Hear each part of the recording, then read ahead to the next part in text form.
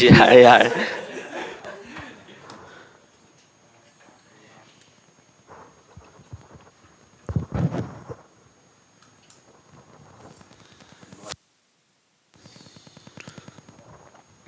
Jadi giling am changuni sound tawre yo.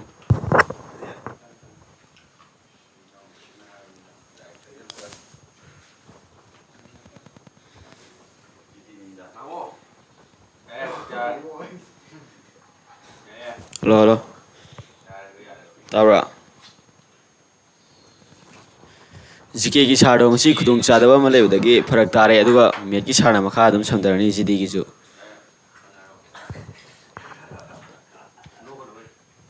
Mayam ling da singan biraga class yauna sem sabiro.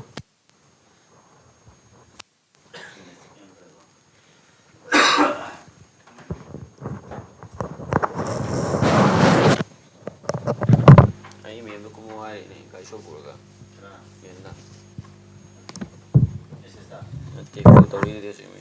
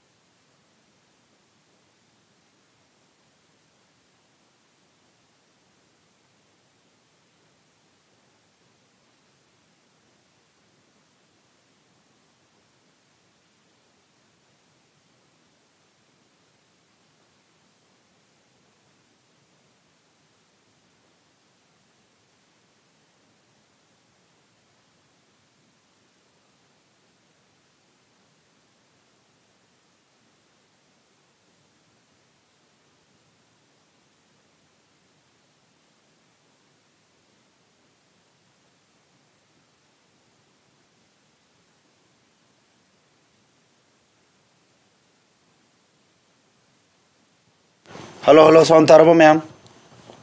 Murgun man mazin muthala man.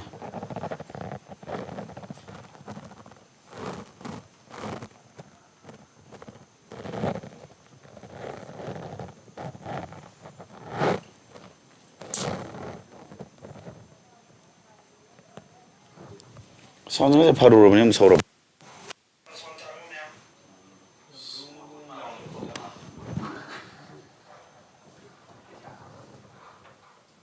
Kara laidare yar bayo.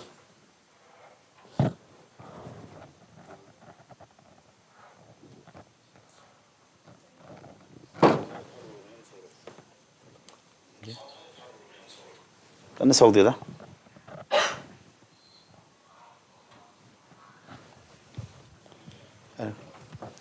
Ma'am yar bo.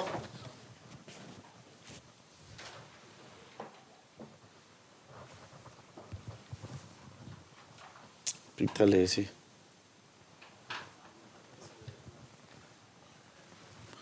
Ma'am no gi jike sir do. Jike sir do kan tawre ba ngasi di hajing put ama tai hoji lu matam mo bu ko. Aduna ma suti do haidorok pani ado aina jike class tawre haidi saroti jike class timing de do maka chatharage no jo ko.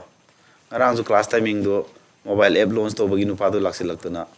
Nipan makai do ina tawre dana. Tawdai ngara. Ado sum timing sum soina bu nungai ta aino ni men khalaga dum samnagra ge tawni da. Ko.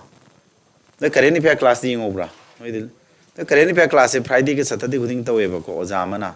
Adu nuti gi noida jiling thajila ke app tu yara bani na Play Store phamada di numini ni khak sa akoi gi di akoi satra singi oina di mobile do ina thajila ga noina du download tor sinna ba hongna ba plan do tawrage tawon. Asini bida ai si class lo ba dum tawrage ready. Are ko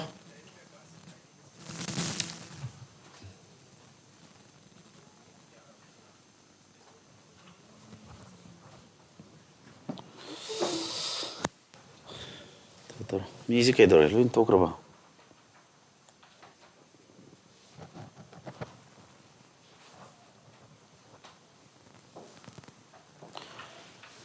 yo ma'am satri man engonda message thare ji sir hana coaching chatri handak sar gi sin ahan mane mesi kuina thado re graduate su mes amata yaudre hoti yam kanadi ho nazari calculation yam tapi ko yam tapi hare nu pi message ne top tari me hairazu masana haitrin khanjari satraji ko yam pai ko sijelu phawda ba satra yam yaure handa kari tawre ba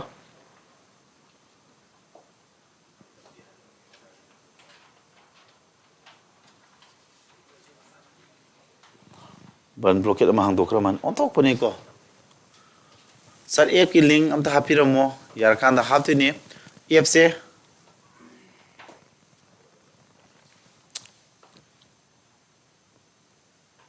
chale ko horse ready yar ba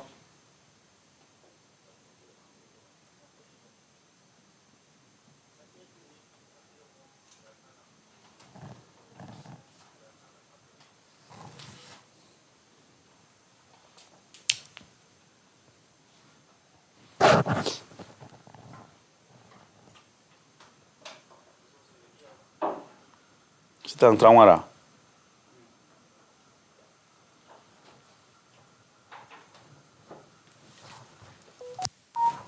total me brother tu dikai dorage ha online da wala hinagre ti ngare ne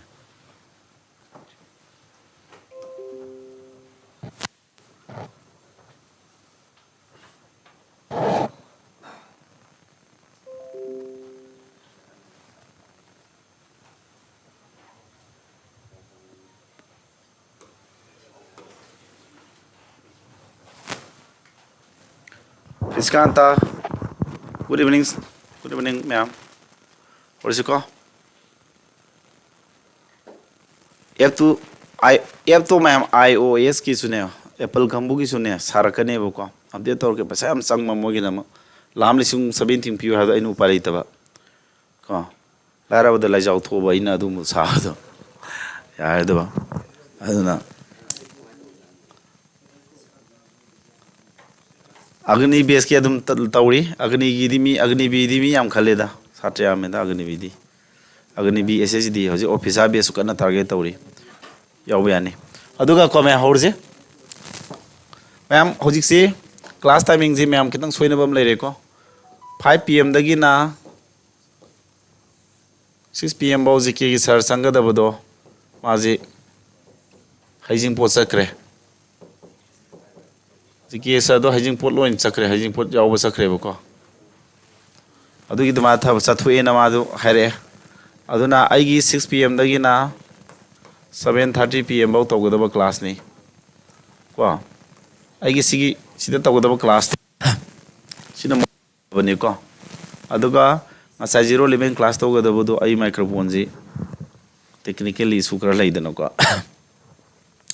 ai internet ke no o mai das mumjangre ai sigi no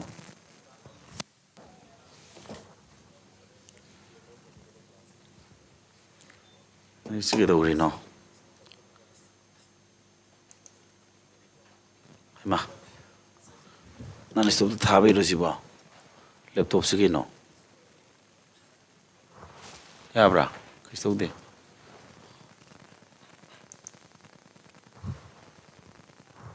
shi pore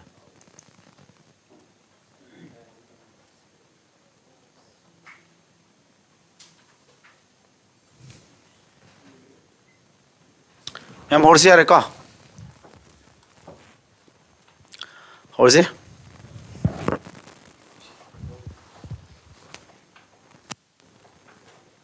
import tawdriba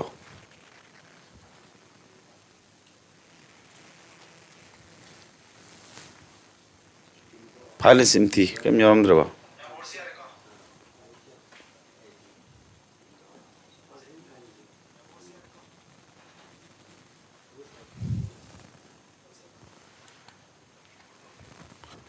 file kem hapsalamdrina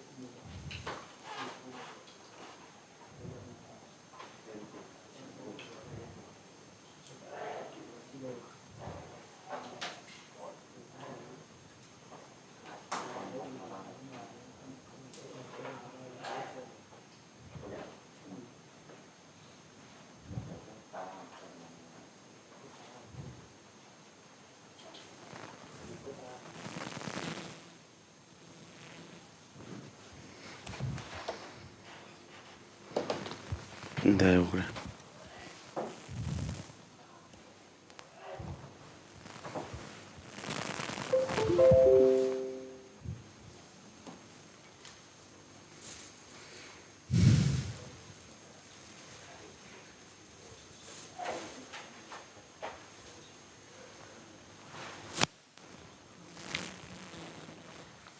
horse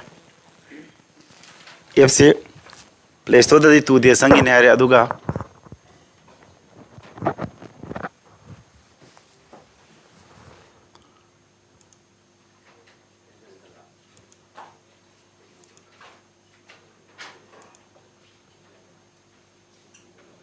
kino mesi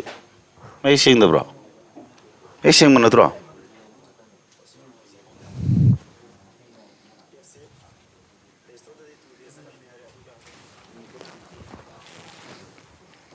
Hoje o mês sem que comer a minha avó.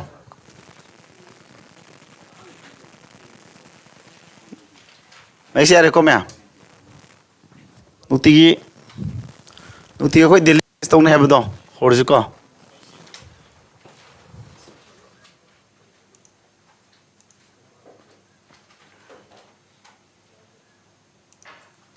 Hoje. Não tinha texto hoje co. Tá mais aqui horo.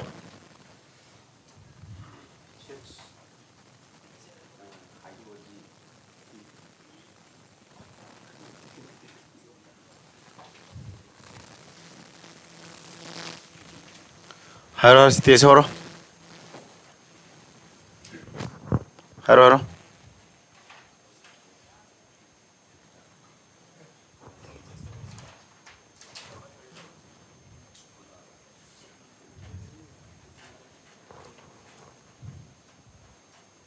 क्या तार सी किसे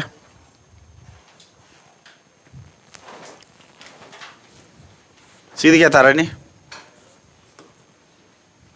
कुछ ना one से क्या ना 36 power 29 से करायन बा तीन ने ले सीधा कहीं न पुतवाई जा सीधा रिमाइंडर क्या तार देगी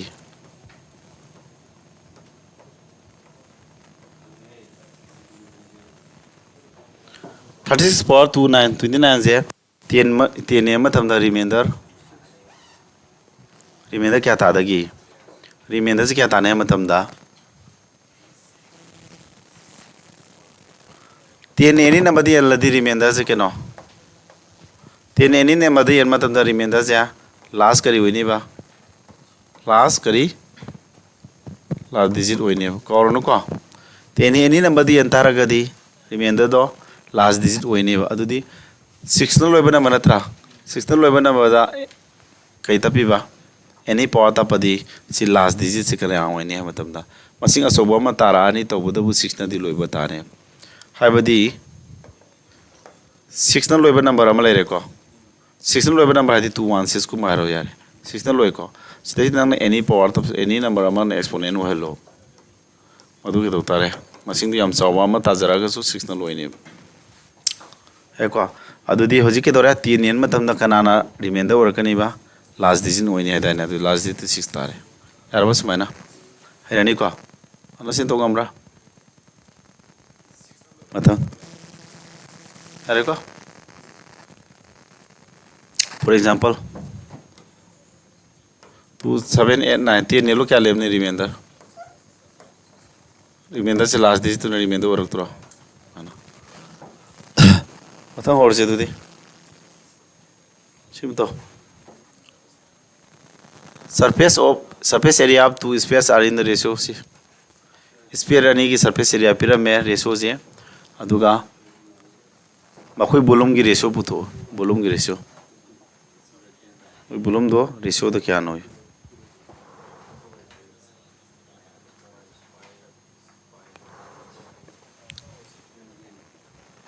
क्या ताने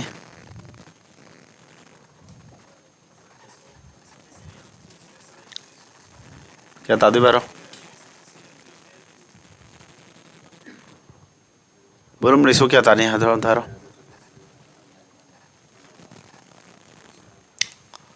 हरो मैं हम थारो से बोलूं क्या तादे नो हाय नरो कुमनरो सी कुमनरो थे न्यूटन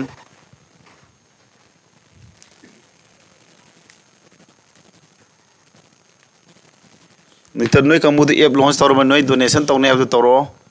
नंग टीम दो क्या बा यंको स्पीयर अनि से स्पीयर फॉर्मूला खंगे को स्पीयर आदि फुटबॉल दुमाय ना मतुम ताबदु नत्रा फुटबॉल दुमाय मतुम ताबदु करि कबे आई खुंग तो पुसलो स्पीयर अब से फुटबॉल दुमाय ना करिबा स्पीयर अब से फुटबॉल दुमाय ना कइदोबा मतुम ताबु पो नत्रो हां स्पीयर से फुटबॉल दुमाय मतुम तारे स्पीयर की रेडियस है स्पीयर में तो तादी मागी surface total surface area formula क्या नो 4 पाई r स्क्वायर ने वॉल्यूम दा क्या नो 4/3 पाई r क्यूब ने को आइना नोइदा हाइनिंगी रेशियो पुथुपो मतमददी माना पिरामिड के टोटल सरफेस एरिया रेशियो दो क्या बा टोटल सरफेस एरिया दो स्पीयर अनि की नत्रो हां में स्पीयर अम लेरे अकोन में स्पीयर अम लेरे खलो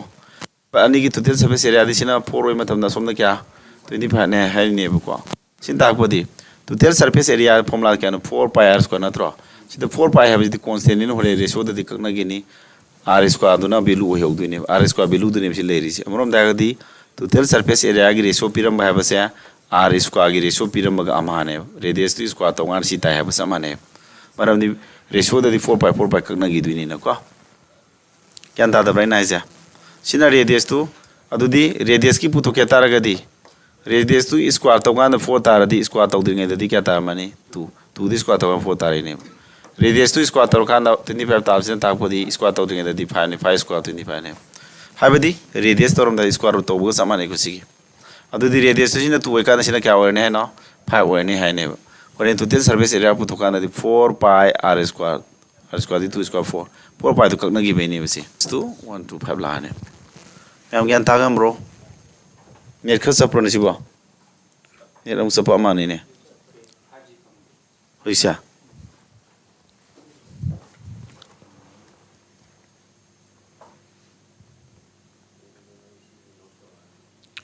यार खितंग सब तक तौई को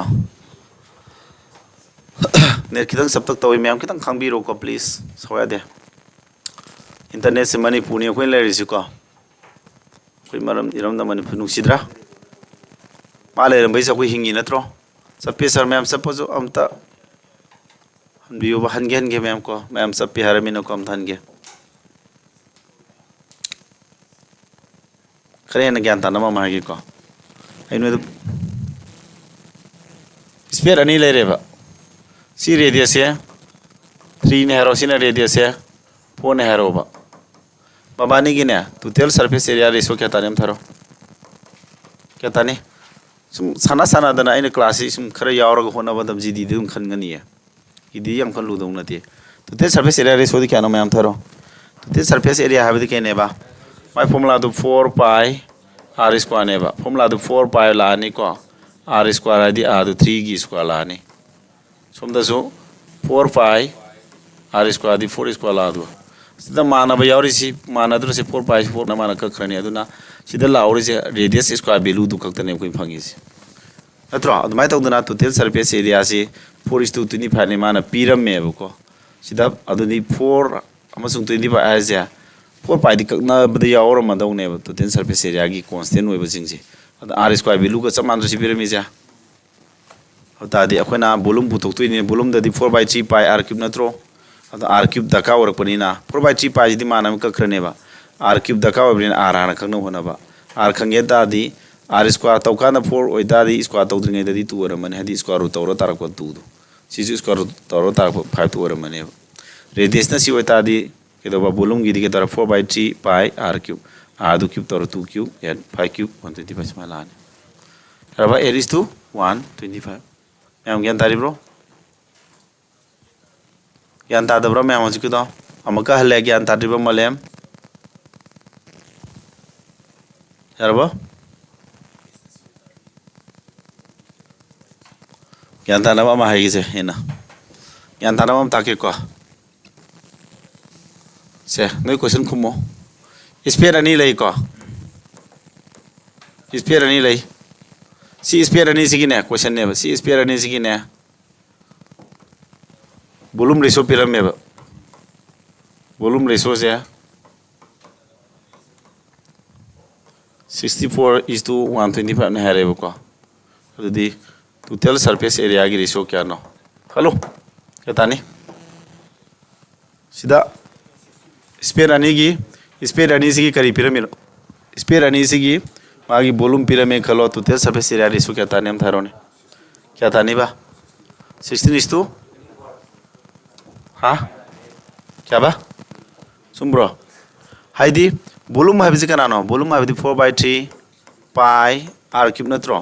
4/3 पाई दी रेशियो नि कक्नग्रनेबा r क्यूब की वैल्यू पिरम समानद्रस्या r क्यूब की वैल्यू पिरम समाने रेडियस क्यूब की वैल्यू अतादी टोटल सरफेस एरिया हाइबदी फॉर्मूला कैनो 4 पाई r स्क्वायर नत्रो सिदा कांस्टेंट ओरिबा सिदी कक्नग्रनेबा r स्क्वायर वैल्यू पुथो हाइबो समाना इक्वेशन हंगे इजी को अतादी r क्यूब न सी ओइ तारगदि r स्क्वायर पुथो के तारगदि मैम r स्क्वायर पुथो के तारगदि r की खंगद्रदि यार नत्रा r की खंगे तार r की रेशो पुथोबा r की रेशो पुथो के तासी r की रेशो पुथो के तादि 64 जी क्यूब तौरग नत्रो क्यूब तौद्रिङै ददि क्यूब तौरदि 4 क्यूब नत्रो से अद 4 तारने सिना 125 जी 5 क्यूब नत्रो 5 तारने रेडियस ददि अमना 4 अमना 5 तार रेडियस खंगदि सरफेस एरिया की रेडियस स्क्वायर माना दुई नत्रो अद 4 जी स्क्वायर तारने 4 स्क्वायर सिना 5 स्क्वायर क्या तारे 16:25 25 सुमाइना क्वेश्चन ओंथोकनिंग मो ओंथोकपद खुम ngam है यानिंग मैम ज्ञान तारबा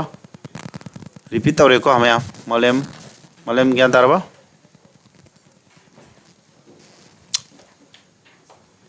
यारबा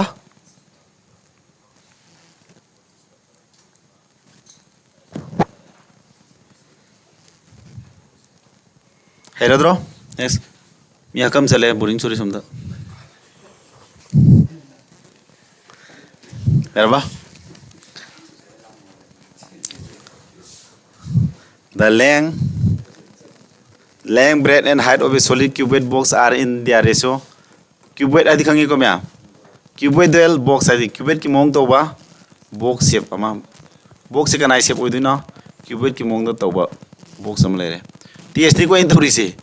Ai to ji TS ni ai no tak lere bo kenum to re ka re jo. Hai no se. TS ni ka in hey. Mem mok TS ni no ai ngon loi ta lere. Sibudi hai tabi explain to ni si. TS ani lere ko question number 3 timer thara tau dini se speed tanaro me hara ko se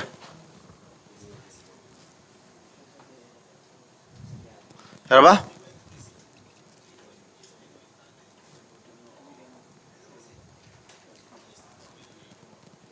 to TS ni ka no ya na haro se shortcut si second manga ho jaba mantra budi ta ke base ko sume sumna har ko yaure very good Samai greda speed to hare Mr. D is the Mr. Doctor Hira Mr. D is ya Madingarang Sizzle gita jam kumi kill my bum ko Haba Yansa Haina Yaurati di Ruit Nangi do Lali try toro Hitaura Asuma Yaure Sali is a surme Tadi so okay Cubit Kimong the top of box of my natro से मैं हम test लो रहे हैं answer high दोगे को करना FASTA के नोई क्या क्या कुंगम गेंग नो को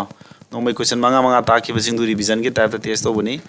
अदुगा नॉर्मल क्लास नंबर सिस्टम सत्ता दुई नत्रा ये गोसी ने बोले क्यूबेट की मोंग तो बॉक्स ने क्यूबेट की टोटल सरफेस है दी मागी सरफेस है दी मामाई दो बने बुको मामाई क्या पाले तरू 15 अदु मागी टोटल सरफेस एरिया फॉर्मूला खंगजु लोबा मामाई जिन करी शेप होए मामाई मखल क्या no C मामाई ji opposite अमलेर मोइद्रा si mamai ji makhalla mane si mamai som nakal lai bisiga mamai makhalla ni sure ko som mamangon basiga som maningon basiga mamai makhalom sui mamai makhalom da han mamai duna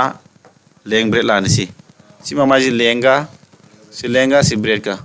leng bread lani asom da mamai am leidu natra adu moi area punjila di twice lb lani som saki mamai ji ke no bread ka ha ke puina du natra som mamai ja bread hat adu som site to maga samanam lerbina area to twice la ni double ni na adi som mamang thum mamai ji ke no lenga hai kana tro sia si leng na tro lenga height ka area ji adu lenga height to asong do so si mana mamai li yaure adu punna twice leng height aduna mai to del surface area si ne adu tu ji kamal lok thowa ko na kamai tham mano hai me formula nisingo samai ta ro ko adi magi leng bread height to को सिगी तो तेल surface area formula पिरम है समाय ले रहे अदुमान क्या नहीं पिरम तो तेल सरफेस एरिया तो समाय पिरम है अदुमान असेंग बगी लेंग ब्रेक का हाई का दुपीलू पिरम दे लेंगी ब्रेड की हाइट तो असेंग मनते पिरम है रेशो दा वनी पिरम है रेशो दा पिरम बेलू से असेंग मनते हाई ग्राम निको रेशो दा पिरम से असेंग मनते असेंग बोलन के हादी रेशो सेमक पदा यावरी बा आईसेप तो ngak खंगदरगा जो एक्स नि लौसिलो रेशो है बस आईसेप न का तारके बने तो आईसेप तो एक्स नि लौरो एक्स न पुरी दी 7x 5x amana 3x maina ko loksilaba aduga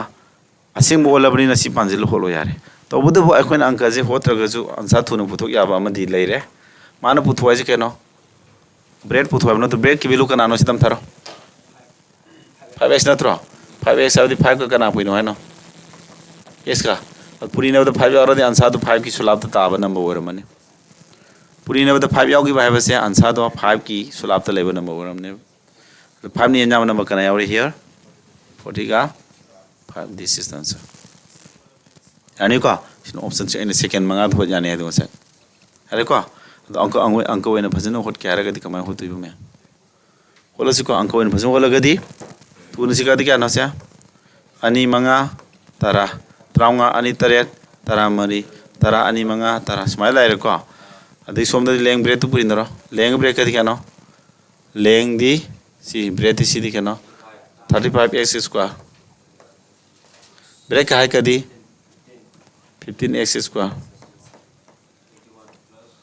leng ka hat ka di 7 3 ka di 21x square tisna di kya ta pulpuna somda 5 7 5 1 tare somda kya 71x square tare 71 si ko kya thungya और निपानम थुंगनी 81 और therefore x square से क्या तारे बा 81 तारे 81 से कना square no 9 की स्क्वायर नत्रो अनिमक्ति स्क्वायर स्क्वायर तपबा और तादि सीधा bs वरी बनी से मानरा मन x वैल्यू क्या तारे 9 तारे x वैल्यू से क्या तारे 9 तारे और तादि 5 का 9 का दी 45 नसा ना है तो अंक होत्रगसु ब्रेड ता 5 यावजना ताकवदी फाके एक्स पुइना दोरे अदुम ताकवदी फानि अन्या बथीरो अदुम अंक होलम द्रगसु आंसर सेकेंड मंगा दो होत यारे रबा हैनी को से मन हैरदर मैं आमथै दु यंगो हैद्रो पुंग अमा दिन नन स्टॉप थारे पुंग या थारे अदुन लैपटॉप से हैंग सलेनी हैंग में खरा केप तो अंदर लैपटॉप साक तो तारे पाखले है उसी लेक थाई पाखल ताई अदुदगी थारे इस लेपते कंप्यूटर तो यार होइबा अमदगी ना पुंग यानो मेस क्लास लोरगा गेप पीरगा होरे जीरो लेबेंगी तो इन ताकथरगे रीजनिंग दुसु को अदुमाइन तोरसे हदि सी क्लास तौनिंग सी की तौरिबा सी बुदि मरक थले नुंगाइत्रे बनो इंटरेस्ट होने अदु सिलु सिलगा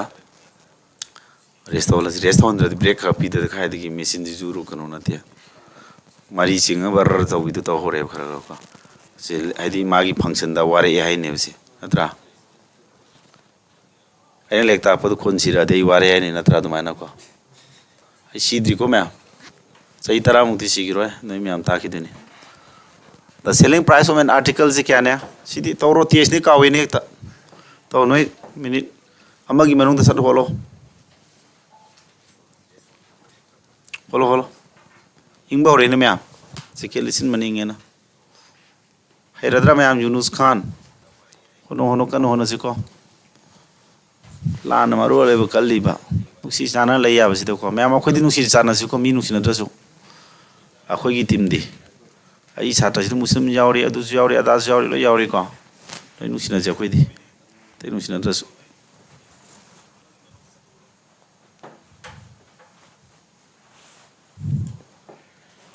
हबा मैं मांग सोरे पुई लोथो यो होलो से क्या नाम mister the नहाले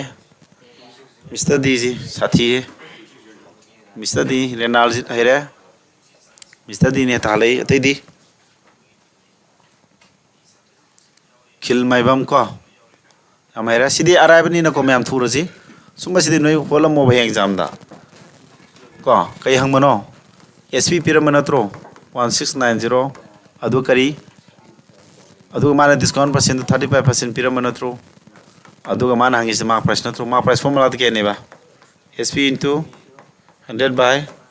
100 minus discount percent natro semana arba tadi sp di kya 1690 100 0 male ko 100 discount 30 ba ka do di kya ta 60 ba ta bra kang nui to zero da manga ka di trom doi manga ka di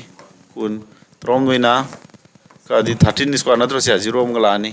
अदि 2600 याम लाइरे को direct formula Panja बनी सुम जिलेम थाबिनु को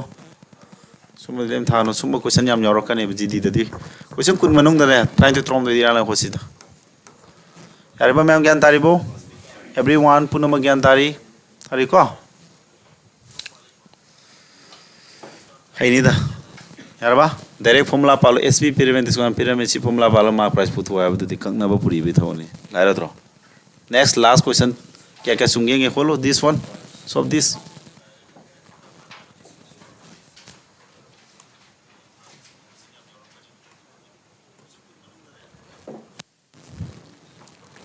खोलो खोलो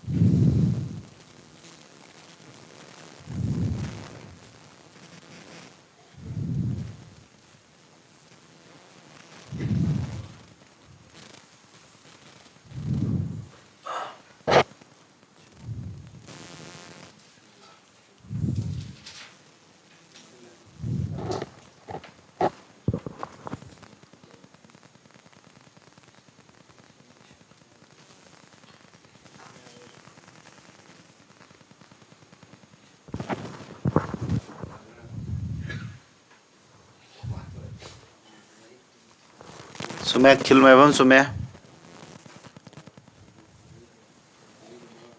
Kilmebam gi sume. Ready? Kana. Kana gino. Very good. Eka. Discount jaman na kya pira mano. Posai maman tu kya piba lising manga. Lising manga piba pos na mana ahama tu kya. 30% discount piba ma amana kya. 17 ka kana piba. 17 ka kana pidu no. 13 ka. Sumana successive discount ani piba ji single equivalent discount putu ai dane.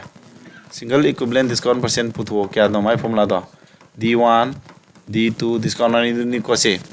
Ado puri naraga ke do ba. Hane ne ndoi natro. Are. Uta discount ani ji tisinara di kya no. Dak long 30 tar mani ko. Puri naradi 17 13 puina di 2 2 1.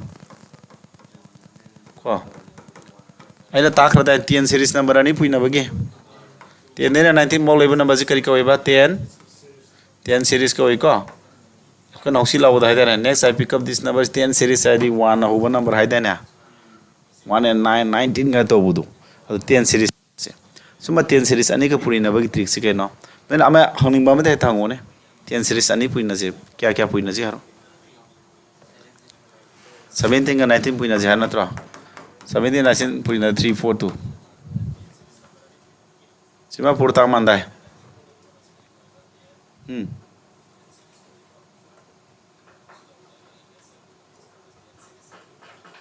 lale ikai he amaka 17 ka 19 na tra 3 2 3 atra sumi ko atoba mangone lala logi ni 13 17 ka sani kuma thoi si tara ite amaga hangone ha niyom to tak ne haro tuna tawya hai bani the trick tu takre dana kya 18 ga 14 ga di chani yang khani thoi tane basi tuna ne ko simba pubina te ba nium du mentally hot pai ne ba ha ma ma di mapum lo hoida ne ha ma ji mapum lo disina last ki lo ro tisina kya tare ba step number 1 da amana mapum lo di amana last lo ro tisina ra tarak phone du 10 series sobe 10 puri ro kya tare chani kuni thoi chani kun darba aduga last ki digit 8 ke 4 ga puina bu kya no ipan mari kunthai do na tro adu tisinga da bu kya tare 2 5 2 tar dro sumana to ne thu na to gi be wane ko no adu di myam si arba mona taro si discount se kya no sina kya si na 30 de kya handa ba ha kya khene adu di pokong masam salake khangbre 5 ha bajiga 5 te 2 handa bajiga ani ji kya khene am taro 5 ka 5 te 2 handa bajiga kya khene nem ta 5 का 5 ते 2 हंदबा number अनि जी क्या खेनगे क्या खेनगे 2 नत्रो 5 का 5 ते 2 हंदबा number खेने जैसेगी खाइदुई ब 2 जिना difference हो रखदु नत्रो अमाय तौदना 30 का 30 दगी सी हंदरेबा 22 2 to 1 by 100% जी खेनरे हंदरेबा तो खेनरे सी 30 30 मानरमिना असा 5 5 मानरमिना सी 2 जिन difference होइबदु minus sin ओइरोइद्रो therefore difference kana oidino aina haningi pokongji matungina 2 to 1 by 100% difference wera ne yaning bra ina torisa yaraba praman ji muthak ko aduna hana discount ji 30% mathan piram bajiga 17 ga 13 ga ani ji pullaga para piram baji akona single equivalent discount si formula pala puthonga si tare 30 degi khara handa dore 100 bisarusna difference wera ne adu di value du puthwa bani value puthuka di lupa lising kya geno sia lupa lising manga gi sigi difference paro 221 by 100% hai di 100 amla percentage hai basi symbol se number when ola di makha da 100 laktu na tro the kothana 0 ohum 0 ani ohum manga ka di ani adu di answer ji 221 da kana yendoi ba 2 nelo 110.5 china tara ne mansa hairani ko yena budu noi tok 02 ni en budu na tra myam gyan thau bro yan daudra hojik masing am pigi noi hai yare ko test boire kya sum nei myam taro manga manung da kya sumi ha nangdi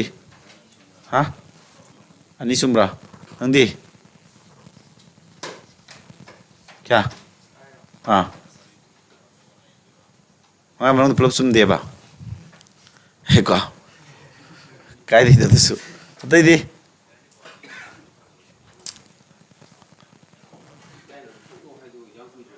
ꯄꯤꯖꯤꯠ ꯄꯨꯌꯥꯝ ꯀꯔꯤꯕ ꯄꯨꯌꯥꯝ ꯃꯇꯝꯁꯤꯕꯨ ꯍꯥꯏꯗꯤ ꯀꯩꯕ ꯌꯥꯔꯦꯀꯣ ꯍꯧꯖꯤꯛꯀꯤꯗꯣ ꯑꯃ ꯍꯥꯏꯒꯦꯀꯣ ꯁꯤ ꯍꯣꯜꯂꯣ ꯑꯗꯨꯗꯤ ꯍꯧꯖꯤꯛꯀꯤꯗꯨꯒ ꯆꯞ ꯃꯥꯟꯅꯕ ꯀꯣꯏꯁꯟ ꯄꯤꯒꯦ ꯍꯣꯠ ꯉꯝꯕ꯭ꯔ ꯌꯦꯡꯉꯨꯀꯣ 10,000 ꯂꯩꯔꯦꯕꯀꯣ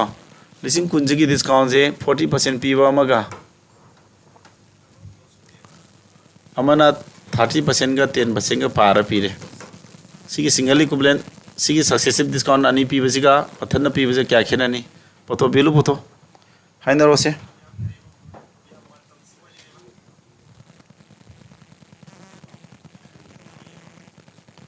होलो होलो क्या ताने हम थारो विजिट पुया मतम सिबु हाइदि करीनो खंगदबा विजिट पुया नंगी मेसेज त मतम सिबु मीन अंडरस्टैंड तौदरे करी हाइबनो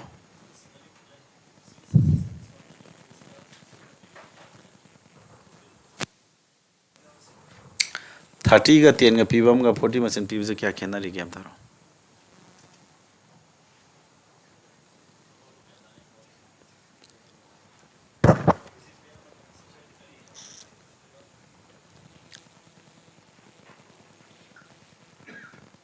क्या ताने हुजी तो ताखरी दु दिबो मैं डिफरेंस क्या नो रानी सिगी 40 ले जरा सीधी हो रही थी सिंगा 40 तारो इधरो d1 plus d2 पानगा 40 minus 40 समाला हो इधरो समाला हो इधरो डिफरेंस तो बो अदो डिफरेंस सिन ओइदु नत्रो डिफरेंस ओइदु जगह तो कनाय नो सी जगह से डिफरेंस ओइदु नत्रो therefore difference है 30 into 10 divided by 100 C percentage symbol नत्रो percentage तो मखा 100 ओइ ला ओइदरो कनागी ऑफ सी mp दुगी समाला ओइदरो अंक होर पदा मरी तो क्या तारा so मैं 600 तारे को this is answer ताखरे दु तादे कोई थु आइना ताई बुदु का समान बम पिर कांददी हैरु हाइबनीदा अरे को अंडरस्टैंड तौरबा मैम से अदुना मैम ngasi की टेस्ट लोरे को ngasi टेस्ट दा तौरी से आइना हजि ताइब नंबर सिस्टम क्वेश्चन अम यावरे डिस्काउंट क्वेश्चन यावरे प्रोफिलोस क्वेश्चन यावरे निसिंगो अदो सितैदा मा आई तौरीब टेस्ट मंगा दा मंगा फंगद्रगसु मंगा दा अहुम को सियौनो होनो अदुम नोइ थबक खंदुइने ताकिबद ngairibद टेस्ट तौबद खुंगमद्रदि नो हे एग्जाम दा कमाय खुमदुइबा हा अदुगा लाइक तम लागा नॉलेज सुगिन हेंगतबदगी नॉलेज सुगिन हेंगतरबा अदुगा मदुदसु कयम पाखत फाउद्रबा लोइरे अदुमा को अदुमा अतै वै कमाय नंदे फिनिश हैब वैजे सिदि एनाइनिंग दे को रबा नंबर सिस्टम क्लास नंबर क्या 3 को मैम अखोई नॉर्मल क्लास लाजे नंबर सिस्टम द क्वाई क्वेश्चन हंगन बदो आई ngarang करी न हाइग्रा divisibility नियम मैम से नहीं नरी को अदगी divisibility द unit digit remainder prime number का कंपोजिट नंबर का रिकरिंग डिजिट कहना ले रे को हंगन मजिंग मांग थारा ताई होजिंग ngasi अनोबल ताक्सी को द फर्स्ट क्वेश्चन नंबर ले रे मैम सिगी प्राइम नंबर मरी खक से ascending order हाइदि खंब्रा हैंग ascending order descending order हाइना मा हंकने को ascending order हाइदि अपि अपि पन हाना मांग थारगा चौखत पजना सु मनिंग थंग इबसे ascending order descending order हारा मगना असौन मांग थादु याब्रा माना प्राण नंबर मरी खक से मथम मनाव नाइन अपि पद होर सिंदु ए अहान बहम पुरी नबदु 255 ताय अकोन बहम पुरी नबदु 1955 ताय अदा ख्वाइदगी चाव प्राण नंबर दु कनानो गायन हंगेबको अदुदी ख्वाइदे चाव प्राण नंबर कनानो मोय मरी दु मनुंगदा प्राण नंबर आइना नोइद पिग्रि दु 100 पाउ चिमा पु हाय 100 पाउ प्राण नंबर क्या लै छे 100 पाउ द प्राण नंबर मथांग से क्वेश्चन याम हंगी को प्राइम नंबर से कदाय क्वेश्चन हंगेबा नंबर सिस्टम है चैप्टर सिदगी क्वेश्चन हंगनी हैंग एवरेज है क्वेश्चन हंगने हम नत्रो प्राइम नंबर से अदुगा रीजनिंग दना करी नंबर सीरीज ता रीजनिंग दना नंबर सीरीज ता सी क्वेश्चन अदुम लाखपनी को मांगोन द बेस तौरगा लाख यावी यारे को सा खंजिलु प्राइम नंबर 100 पौद क्या लै म्या 100 पौद प्राइम नंबर क्या लैबा कुन मंगा लैब्रा अदुगा 100 पौद प्राइम नंबर कुमंगा लै 1 đến 50 bao kya lege 50 đến 100 bao kya lege si khang jilu ko kya lai khang bro 1 đến 50 bao da 15 50 100 bao da 10 lai prime number si ko adagi ama composite number gi dasu composite number haina karama number ne ba factor ani di hen lai banatro factor hai di kai no factor hai di kai no number ama khak dai rame ma bu yen ba number se 1 ga mas ama tagi hen lai taba asiguma number se khona factor kawe ko factor hai ba se khona english ta hai ba wani mai to lon da hai thara ga di pirami ba number du bu yen nya ba number se ani di hen lai taba hai ba ba ada composite number sina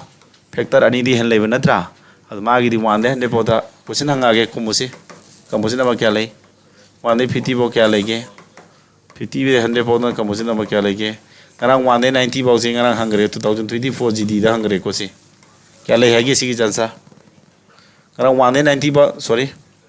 1 de 19 bo hoibani ko 1 by 19 mo the prime number kya lai ge gd 2024 da hangre ko ngarang ta khi bada yaw gi bra question kya lai hagi prime number kya lai hagi hey lale tarani ne prime number ne na te composite number gi ne hangi je 1 dagi na 19 bao da composite number kya lai ge puna number trampa lai be manung da prime number kya no lokthok ki sia prime number ni pal lokthok rani adu 1 di prime na te composite number na te adu ga lokthok puna number ma pal lokthok radi tara adu na composite number we have ne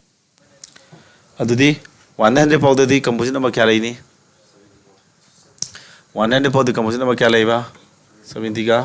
4 लाई 1 दे 50 बाउस ने क्या लाई बा अदे 1 दे 50 बाउस साइ prime number 3 लो थोकरो prime number 3 लो तो 3 दा ga horaba अदे 1 दे composition ना त मिना अदु mo lo tho di 3 ga mari 1 दे 100 बाउ दे क्या लाई नि सॉरी 50 दे 100 बाउ दे 50 दे 100 बाउ से पुना नंबर क्या लाई गे यांखै मा थोइ नत्रो यांखै मा थोइ दुगी प्राइम नंबर 13 लो थोकरो दे 41 कंपोजिशन नंबर लाई हाइ ने समाना खजि लोको aduga makhoi si kido eba prime number se amasu composite number se hayeng kano to question hangeba average ta so hangeba yahan namna prime number tara average yahan nama prime number manga average yahan nama prime number mari average 20 to 30 bol even number gi average kan smai hange yam no question ji ko aduna prime number composite number se most important ore adu prime number 1 de 100 po ina no igiro de ne paring sana igire ko hanjin iro roi ko kolo mukti nge ko si adu holo si khalo kata ne si question ju khai lai ba method am lai kamai hot kani khai thu gya di kamai hot kani bro prime number mari ji ke do na ascending order sin prime number mari dai smai maming thun jing ya bra ha ma khai pi kudun a mathang na b mathang na c mathang na d ya bra ascending order ni sina khai pi khai chaw ba mathang mathang chokhat tui na tra ya na ba hum puri na ba di ke no ya na ma hum puri na di kya ta ni ya nama hum pui na kya tha hai mana 255 akon bagi hum pui na kya tha hai ba 1 akon ba hum du b ne c ne d na tra 1955 pui na re ata di smai toro ani ji endoro sigi question 1 to ko ro sina 2 tholo ani ji endoro yenda di kamai to ni yenda ra si ko ani ji endoro kata re sa yenda di sab samana ka oidra si kak naroidra somda kya tare a le horba somda d le horba somga thanro manga ka di manga ya kai mathoi manga hom traunga nifunga manga pan manga ma adu am kara ka ya 17 3 17 2 za 30 ga 4 51 73 ota di 3 by 23 sinta bus kai no e ji kwai pi ko prime number du na tro a beru sin 3 ne hai ne d ji no kwai chaw prime number du na tro 23 ne ne kwai chaw putho na tra lai bra ma'am very very easy way bra sabra kariya sai du karma lai hele khutak to amadu na lura ga so amadu da knowledge ma'am phangang mani sida di moi phangaro amadu da ina point kara hari adu follow hot pe yaw lai ko ato method ama lay aduna kitang koi taktil da tawe bo adu takpada tak no na bada ina explanation khari hena tawe adu explanation du kana ba haitare atei tei cds ta ju am hangi ko mena wa ma hage cds kum exam thaning adine hoji ki prime number je question yam hang mani ko cds ta combined defense service ko aba me am gyan ta bro ji ko sinjilo kanu hono wo mock test ko tau sanara ba khoi hawdoram ni ko test masa masa hore dana sa full mock test ha pa horani ko yumda test tau sanaga soidana ga mark sam yob yobra ha soidana ga mark sam yob yobra ba yaudri sama yob kan enjang au sanen ka din na mock test tau jam luida satra da mock test hon baja ha ma du ko sankhra lahan de ade khang gi dana ba thau ka exam tharo hai dine kan nunga halaga ne sum to ba aduna mock test se akoi se tore ba lekna pangpa pare mock test tau ngana ma ka ji ne nga bitte ko do mock kano ton me ade satra je akoi gi lai pa ba hai je akoi manung da gi mut nama sungal la pa do ne aduna mut si mangan siam lu gur sani da me ba je energy mana thawak to rinda energy ji mut tagi su lae tawning ba hining pot tadi akoi energy pang lak tro tan ma pot pa tawning da pot tadi energy gi loi phamjin duine he ko haba me hari ko sidi am sira kai ba remainder gi lani asi remainder gi tage ko kanano roi yang khom karano roi yang khom hot krabo sia hama noi me amarak tagi lei pa loi ba satri yauri ni si kamai dong ne question thok tring da san han gre mai du karai no shi is not roi ki je sigiro sa piri ja roi yang khom nangi je si question jigiro thuman gre be nangi do tamna nang au de me haro roi nang piri answer je si question jigira previous gira sigi wara ga very very good I do haba ko mo nang answer pa me haba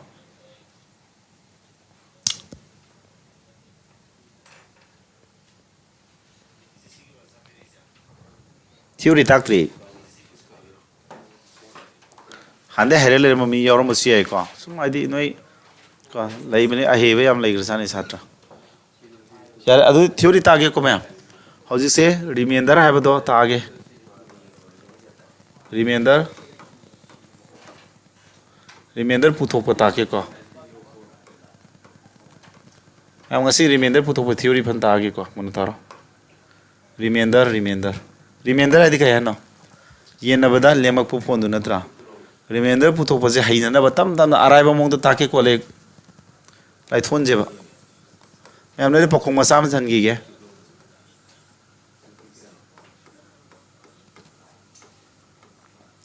sina ma 7 yelo kya thong ne am si number ani se 7 yelo kya lem ni remainder puthok si number ani 7 yele remainder kya no 7 year mada kya lem ga da gi haita ra ga de me am ke do dor ba 7 year mada kya lem ga da gi haita ra ga di yeng ji ko on ta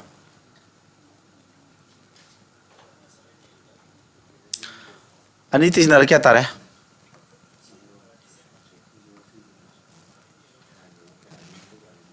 613 tabre tis na rabo tisnare 613 tare 7 year kya tare 7 8 जा 56 क्या ले में 4 5 53 ले रहे 7 7 जो 14 क्या ले भी हारो सी ये लगा हारो हाई गम द्रबो मैं ये ले रही तो ये नहीं है 7 8 जा सॉरी 7 सुमी 7 8 जा 56 नहीं 53 7 7 जो 49 क्या ले में पोलेम द्रो सिरी में तो क्या नहीं है तो मैं फोन है तो नहीं अतो हौजी अखोना तौरिस नॉर्मल मेथड नि दना अतो हौजी नॉलेज सम हापसे लागे ट्रिक होट पोरसि को ट्रिक हारागे मैम ट्रिक तौरसि को मुना ताव को मैम लाइव क्लास के मु क्लास याव मतम दा थवा याव न फुलिंसन याव रदे अदो ऑफलाइन क्लास याव मानबनी को ट्रिक तो होट क्या तारगा दे आइना तौदु से मसिंगनी डायरेक्ट तिसनरगा येन लगा तौदु नियम नि अनोबो नियम मस सिना बहुदरे को सागी 271 जी the 7 yellow plus 3 4 2 the 7 yellow 7 yen bagi remainder do input hosi 7 si yellow remainder kya tani taret ahum kuma thoi 6 le madra 6 ko anga 61 taret nipan yankai taru 61 da yankai taru khaidodi 5 tabra 5 lembra sidam yelo kursi khar khumo ne pangjilani na sa do wangang thoki da ne ko asta taret mari kunipan 6 leme 62 di taret 6 leme ko sa semana ari masina ne number ji mo chin yai pyramid number du mo to kanana remainder mo chin ba pyramid number du mo to kanana remainder na mo chin ba marak ta plus 11 plus to biro adu kya tare 11 da kana yandi ba 7 na 7 11 yela di remainder kya tare 4 sumai to dana hana gi answer du sabsan phange ba ko phangbra adu akhoi knowledge makhal ma phange kari knowledge remainder puthok matam na akhoi na pyramid number du mo ta mo se jilang kol pa se yare ba se makhangu ko simulare sinium jiba number 1 akhoi point number phange ko mas na kari kanari question na sobom pira ge bena asai pyramid number ju puri be don tho mage ne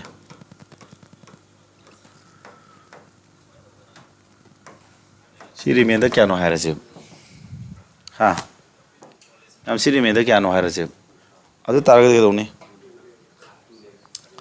sigi remainder kya no hai targa de ma'am anka ji am sauroi dram tharo sauni dana sa puri narag lai di sauni adu ta de hojiki kai ba ina remainder mo sin ya hai gibra ta di remainder mo sin maji khola je remainder mo sin do 7 sin do remainder kya remainder 5 sina remainder kya 6 mo sin do into lai dai science section de ya de ko adu di manga taru kunthra da 7 tare mari kunipan atra tare mari kunipan kale me tu le me smai do dan remainder tu ne ne na puri naraga tawrosu spon budi tani tawudu matam sangane adu de hoji akhona remainder mo sin bisina kari ge no khara kana re ko remainder mo sin bisina kana ba khare am phange adu mathang theory akhu use to ba raji ko sumaina to basidi pa hangani exponent yawi da hangale ba ko hoji akhona question nama leiti exponent yawda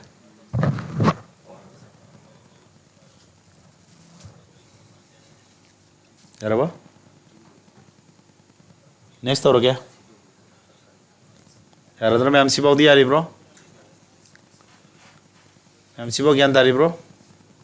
mai te di dari ko asigi lo shinje remainder photo kusin phan lo shinje hen je ko remainder mo sin bi yaraba ad sida base to ba direct question nami rage ko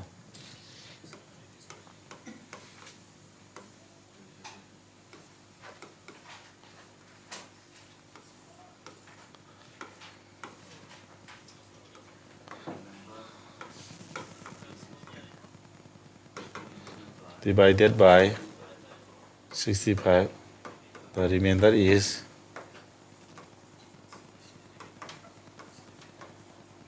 is 31 wow. If the same number is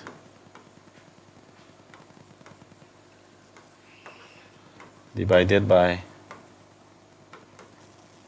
higher number is 13 na the remainder is remainder to kya ta ne de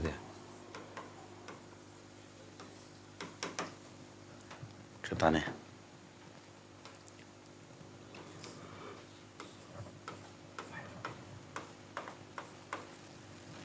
ka number ama 65 ni yele number ama 65 yang ka na 31 le me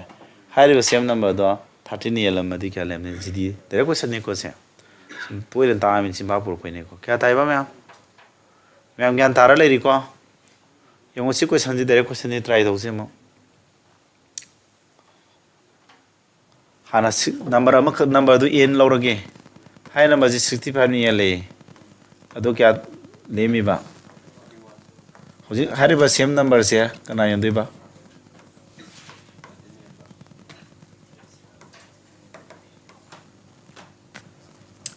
Thirteen yelade kya lem dagi hangi ko chanji ko trick ama tak tu ni trick si tak tu ngi da khara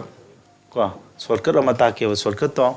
shortcut ang ta di ya khara ko ra ga na ta ke mun ta ro ko ꯑꯩꯈꯣꯏꯅ ꯌꯦꯟꯅꯕꯒꯤ ꯅꯤꯌꯣꯝꯗ ꯁꯨꯃꯥꯏꯅ ꯂꯩꯕ ꯑꯃ ꯊꯦꯡꯅꯕ꯭ꯔꯥ ꯅꯣꯏ ꯁꯤꯗ ꯑꯃꯨꯛꯇ ꯁꯦꯝꯗ ꯅꯤꯡꯁꯤꯡꯖꯦꯕꯀꯣ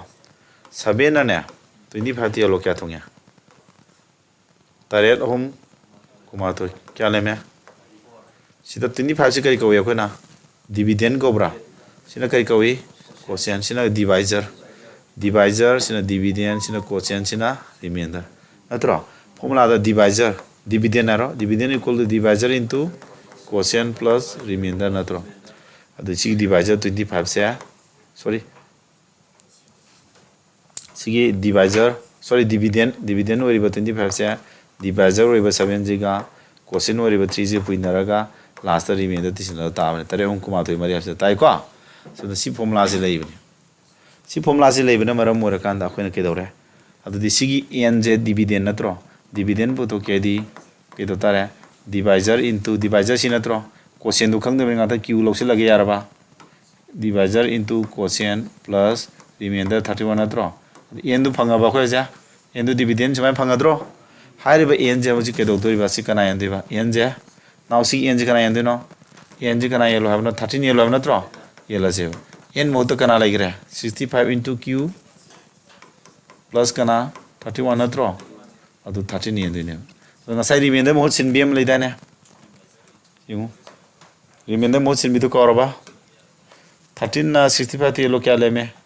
13 na 65 to chapchan kak ya dane chapchan yen ja bari na remainder 0 le madro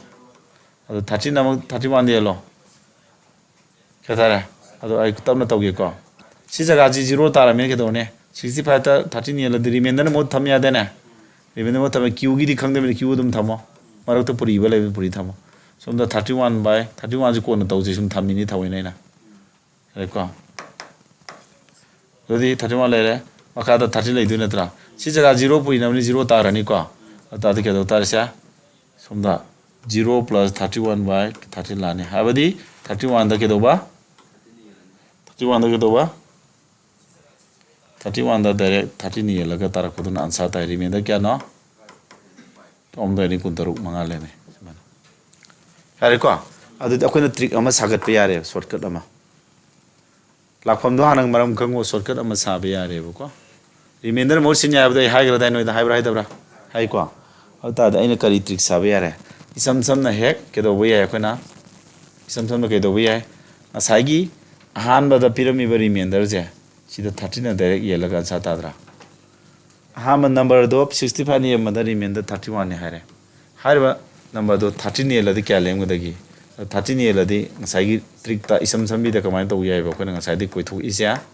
ham ba gi remainder 31 do kana na 13 ne direct en to do remainder 5 tare suman anka do second number do ho jai ham na tro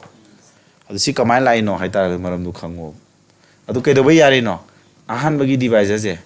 ahanbagi divisor pyramid ji kana ni nyai ahanbagi divisor number 1 ji akonbagi divisor yendu ji kana no akonme yendu 13 ji natro divisor number 2 ji yen nya dro 65 13 yen nya dro adu yaba na maram mur kan mana asai ahan meri men du ina dare yelei ne aduna hayen question sema matam da su ahanbagi divisor ji akonme divisor ni yen biya ba khalla dum soi phiram madon natra di question hang mada yaro idu hotba yabra understand tawbra adu ta di trick to heme hairo ko senjulu logic se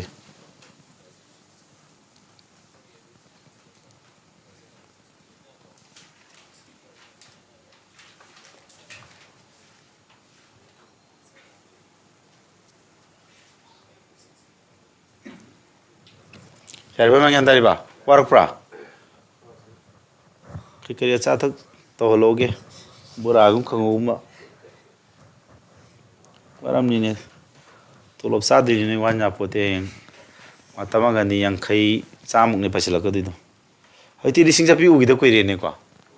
ugi dra ba chama chapi nga tanga re ne ha chama chapi nga tani torisia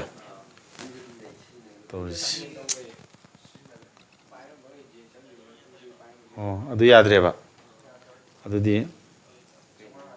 adu he no tolop sa pat to di ji chama chapi du cham ni sang ni chang tu ji tham da kursi matama ga ni do maru ko ko do phadarom nation do cham ni tham chang tu ji adu ni ira lai na chang ya roi ꯑꯗ father of nation Mahatma Gandhi ꯃꯔꯨ ꯀꯣꯛꯄꯗꯣ ꯂꯦꯛꯀꯅ ꯄꯥꯕ ꯊꯋꯥꯏ ꯌꯥꯎꯕ ꯁꯥꯇ꯭ꯔ ꯅꯠꯇ꯭ꯔꯗꯤ ꯆꯪꯗꯝꯅꯦꯕ ꯑꯗꯨꯅ ꯍꯟꯗꯛꯀꯣ ꯁꯤꯌꯥꯔꯕ ꯃꯌꯥꯝꯁꯦ ꯑꯗꯨꯅ ꯍꯧꯖꯤꯛ ꯇꯥꯛꯏꯕ ꯑꯩꯅ ꯔꯤꯃꯦꯟꯗꯔ ꯄꯨꯊꯣꯛꯄꯒꯤ ꯁꯤꯒꯤ ꯔꯤꯃꯦꯟꯗꯔꯅ ꯃꯍꯨꯠ ꯁꯤꯟ ꯌꯥꯏ ꯍꯥꯏꯕ ꯀꯟꯁꯦꯞꯁꯤ ꯁꯤꯖꯤꯟꯅꯔꯒ ꯁꯤ ꯀꯣꯏꯁꯟ ꯇꯥꯏꯞ ꯁꯣꯜꯂꯤ ꯀꯣꯏꯁꯟ ꯑꯃꯒꯁꯨ ꯂꯩꯊꯣꯛ ꯍꯪꯕ ꯌꯥꯏ ꯅꯝꯕꯔꯗꯨ 65 ꯌꯦꯟꯕꯗ ꯀꯌꯥ ꯂꯦꯝꯃꯦꯕ 31 ꯍꯥꯏꯔꯤꯕ ꯁꯦꯝ ꯅꯝꯕꯔꯗꯨ 13 ꯌꯦꯜꯂꯗꯤ ꯀꯌꯥ ꯂꯦꯝꯒꯦꯕ ꯅꯠꯇ꯭ꯔꯥ ꯍꯥꯏꯔꯤꯕ ꯁꯦꯝ ꯅꯝꯕꯔꯗꯨ ꯍꯥꯏꯔꯒ ꯔꯣꯏ ꯅꯝꯕꯔꯗꯨ n ꯈꯜꯂꯣꯕ if the n square ꯍꯥꯟꯅꯩ ꯅꯝꯕꯔꯗꯨ n ꯈꯜꯂꯣꯕꯀꯣ ꯅꯝꯕꯔ n ꯀꯧꯕꯁꯤ 65 ꯌꯦꯟꯕꯗ 31 ꯂꯦꯝꯃꯦ ꯍꯥꯏꯔꯤꯕ ꯅꯝꯕꯔꯗꯨꯒꯤ ꯁ꯭ꯀ꯭ꯋꯥꯔ ꯇꯧꯕ ꯚꯦꯂꯨꯁꯤ 31 ꯌꯦꯜꯂꯗꯤ ꯔꯤꯃꯦꯟꯗꯔ ꯀꯌꯥ ꯂꯩꯅꯤ ꯑꯗꯨ ꯇꯥꯔꯒꯗꯤ ꯀꯃꯥꯏꯅ ꯇꯧꯅꯤ ꯁꯤ ꯃꯇꯥꯡꯗ ꯇ꯭ꯔꯤꯛ ꯀꯃꯥꯏꯅ ꯇꯧꯅꯤ ꯉꯁꯥꯏꯒꯤ ꯑꯩꯈꯣꯏꯅ 31ꯗ 13 ꯌꯦꯟꯗ꯭ꯔꯣ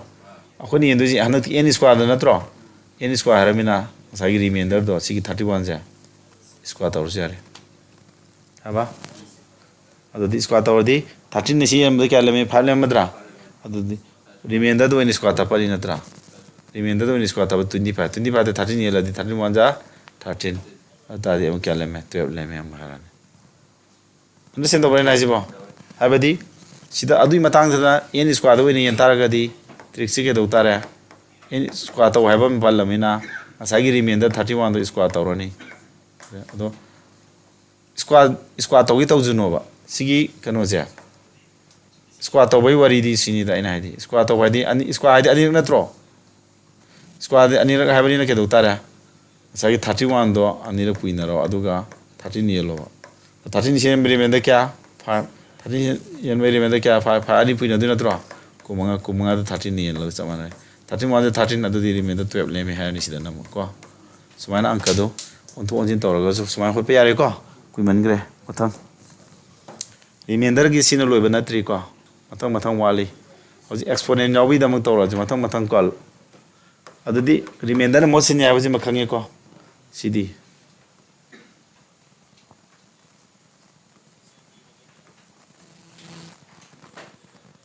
फोर क्यूब तो 3 नहीं लो क्या ले में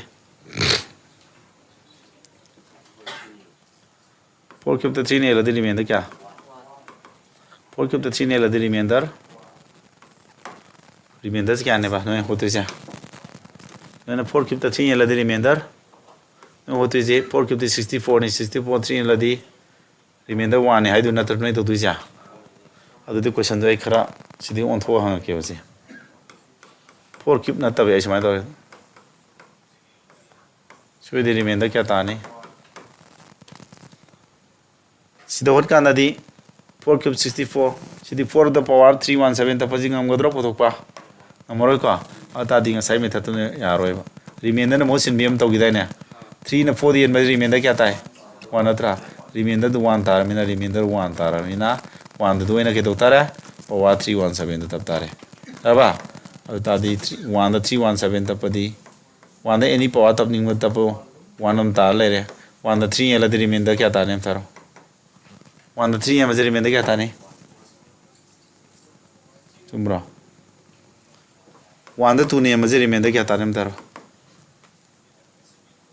1 the 2 ने याला दी remainder क्या ताने 0.5 ताने है बस आचर गया और एक को मुझे कगना री जाने को कगना बना तेरा कोई तो दूसरा त्रा सोई दर बनी कोई ना है जी कगना भी वाफम जे पुसी लग ये तो बुने रिमाइंडर रे खुद ये लगा रिमाइंडर पोतु तीन 1 the 3 ने याद रे को 3 ने अंदर 30 जा 0 क्या ले मैं वाले में दिन त्रा अदर माउने पी एम ने रिमाइंडर 1 ले में समाई तो दिन मैम अदु के दौरे सीधा पावर यावरे को पावर यावरा गसु एकोना रिमाइंडर मोशन में ना ट्रंक ले रही है अदु ने उसमाना रिमाइंडर मोशन में जी हम काना बने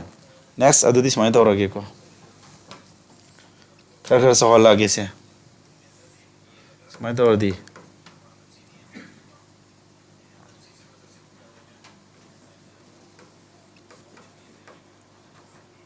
सीधी क्या ताने हम गदरा सीधी क्या ताने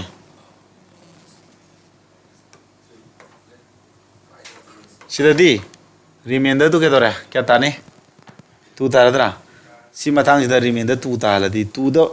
पावर से और मीनिंग अमरोय बा अदुना अखोना रिमाइंडर से तू नतबा अतोपा मा लेरे को सीधा मतांग सीधा अखोना अतोपा मेथड अमा use तौदोरे ko sumana 2 da 3 ni an ba sumana yabre 3 0 za 0 remainder kya ta hai si asing real remainder ni ko asing remainder ne base real remainder adu nata bid akona sumana or haraga 3 na 2 di an ba sumana to di adara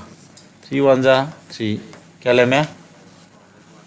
adu minus 1 lem dra sumana remainder minus 1 tapadi asing mana 3 ko asing mana 3 akoi matang matu ina sumana to budu yadabra haga di ya sidadi asing remainder puto kya taraga di real remainder puto kya taraga di remainder minus 1 ta haluramina real remainder se kamai to puto kani how will we find this 3 dagi minus 1 to rani kya tara to asing mudu tara dra sya sumana hai ni ko sigi koksima use to dore ko remainder minus 1 ta han bi koksima to dore ko yadabra yai minus 1 ordu minus yauraga di remainder do asing remainder real remainder ta han ya di ke do divisors dagi dagi remainder do amuk khadok pi raga handana amuk tarak to le re ko sini umjima ano bani khangjilo adu ke do tare 3 na 2 dian ma remainder 2 ta badai di minus 1 ta na phatro adu minus 1 da akhoi tapi po adu no even oraga di kai ta kani horen even oraga di 1 example minus 1 da akhoi tapi po aje 240 even na tro 1 tarakani adu minus 1 jida akhoi tapi po adu no odd oiraba adu ta di minus 1 da adum tarani example minus 1 da akhoi na 1 1 3 tapo ore minus 1 tarani myam sijin khangjilo araba sijin khangjilo ana sin doi ko sa sumana sigi knowledge myam khangjing ga do ai ne roi yan ta ga dro sibo ata di ke dawne akhoi kai dawne si matang je loisila maji ko chi tak ta taw ramina sigi remainder putu ko matang ji mamu ta na haire sa ko yaraba adu di ke dore 3 na 2 dian maji remainder kya ba minus 2 lo 2 power yaw bani power sa bani 2 lo ro no remainder minus 1 ta ji thinu hon minus 1 ji lo yare remainder minus 1 natra remainder na mo chin ya da na ma du mo ta 2 mo ta mo remainder mo singrani aduga power du mangon ta porani adu di si kai lakani what oil win minus 1 la oidra adu 3 na minus 1 ji sumana remainder na minus yaw bi phibum lakhre ko mathak se ata di real remainder puto ke do hai khadwani ko remainder puto ke di 3 dagi minus 1 khadwa kya tara 2 very easy hairani ko do dia question khara paisi sigi stage bo hairadi yare ko adu dagi amma sadopi amaga wale adu loiradi yare adu bo stage am danga sele ko naksile hairada myam gyan tabiri khwai ki punama ha yang kai kari maten haurin thamda sang paji ha hangam na haura hangam du kano da hangam du su kano da prek prek sobo marak ta tahon ba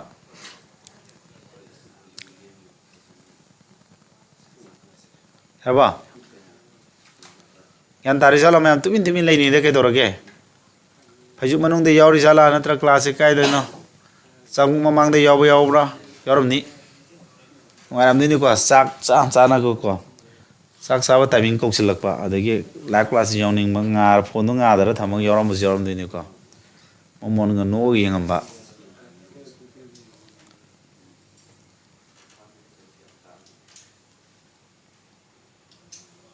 aigi fc myam ni da aigi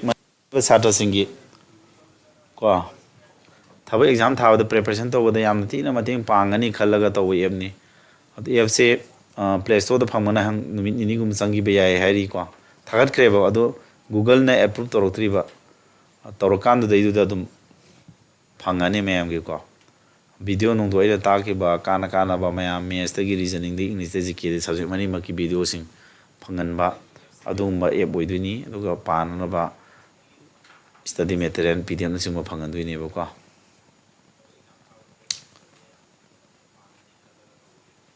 haba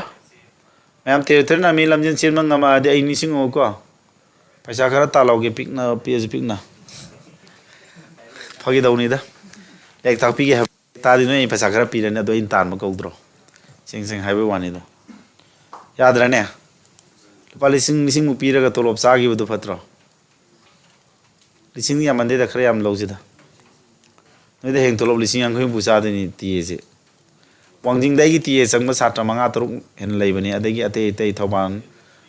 ꯅꯤꯡꯉꯣꯝꯕꯝ ꯑꯇꯣꯞꯄꯝ ꯄꯨꯜꯂꯒꯗꯤ 10ꯃꯨꯛ ꯁꯨꯕꯅꯤ ꯑꯗꯒꯤ ꯑꯔꯥꯞꯇꯤꯗꯒꯤꯁꯨ ꯂꯩ ꯄꯦ ꯀꯌꯥ ꯊꯤꯒꯦ ꯁꯥꯔ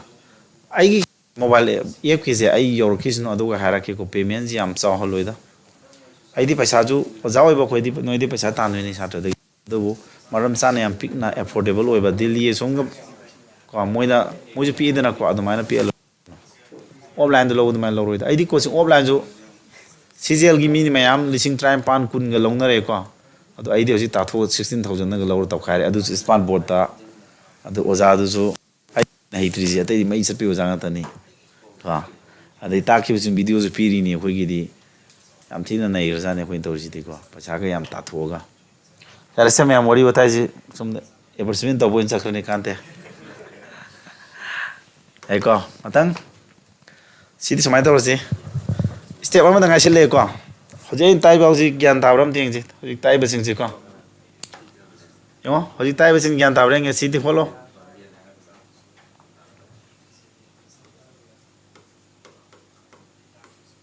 ꯁꯤꯗꯤ ꯁꯤ ꯕꯤꯂꯨꯝ ꯄꯨꯊꯣꯛꯑꯣ ꯁꯤꯗꯤ ꯀꯌꯥ ꯇꯥꯅꯤ ꯁꯤ ꯑꯍꯨꯝꯁꯤ ꯄꯨꯊꯣꯛꯑꯣ ꯁꯤ ꯑꯍꯨꯝꯁꯤ ꯑꯟꯁꯥꯔ ꯑꯝꯇ ꯄꯨꯊꯣꯛꯑꯁꯦ ꯍꯥꯏꯔꯣ ꯑꯗꯨꯒ ꯃꯈꯥ ꯇꯥꯛꯊꯒꯦ ꯑꯦꯞꯇꯨ ꯁꯥꯡꯗꯣꯛꯇꯤꯌꯦ ꯂꯣꯏꯔꯕꯅꯦ ꯉꯔꯥꯡꯗꯤ ꯂꯣꯏꯔ ꯄꯨꯔꯛꯑꯝꯃꯕꯅꯦ ꯎꯔꯕꯅꯤ ꯇꯥꯞ ꯇꯥꯞꯀ ꯄꯥꯏꯔꯤ ꯑꯦꯞꯇꯨ ꯀꯌꯥꯝ ꯐꯖꯩ ꯃꯁꯛꯀꯁꯦ ꯉꯧꯔꯣꯛ ꯉꯧꯔꯗꯅ ꯀꯨꯆꯨꯒꯁꯦ ꯀꯣ ꯄꯥꯏꯔꯕꯅꯤ ꯁꯥꯟꯅꯔꯕꯅꯤꯅꯀꯣ ꯑꯦꯞꯇꯨ ꯌꯧꯔꯕꯅꯤ ꯀꯩꯝ ꯈꯜꯂꯨꯔꯅꯨ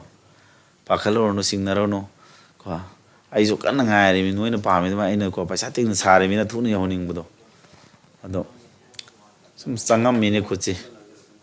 ꯌꯥꯔꯦ ꯃꯌꯥꯝ ꯑꯦꯞꯇꯨ ꯌꯧꯔꯛꯑꯒꯅ ꯃꯌꯥꯝꯒꯤ ꯐꯖꯅ ꯁꯤꯖꯤꯟꯅꯕ ꯌꯥꯕ ꯑꯗꯨꯈꯛ ꯑꯣꯏꯕ ꯑꯣꯏꯔꯁꯅꯨꯀꯣ ꯑꯗꯨꯗꯅꯦ ꯑꯩꯅ ꯂꯥꯏ ꯈꯨꯔꯨꯝꯖꯔꯤꯁꯦ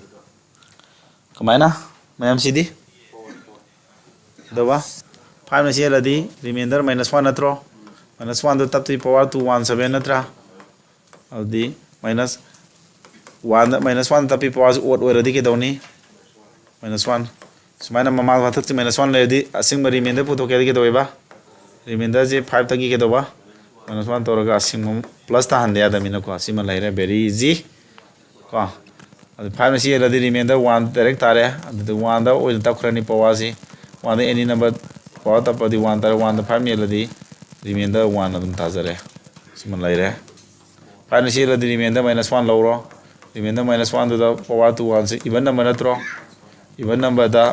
-1 इवन पावर होती 1 तारनी 1 5 में होती रिमेंडर क्या तारनी 1 तारनी वेरी इजी वेरी इजी हम हेरे को मैं अब सिवाउदे हेरे हम नत्रो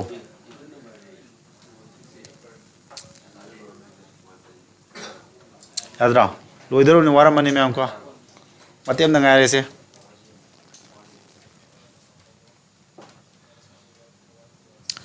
तेला रहे को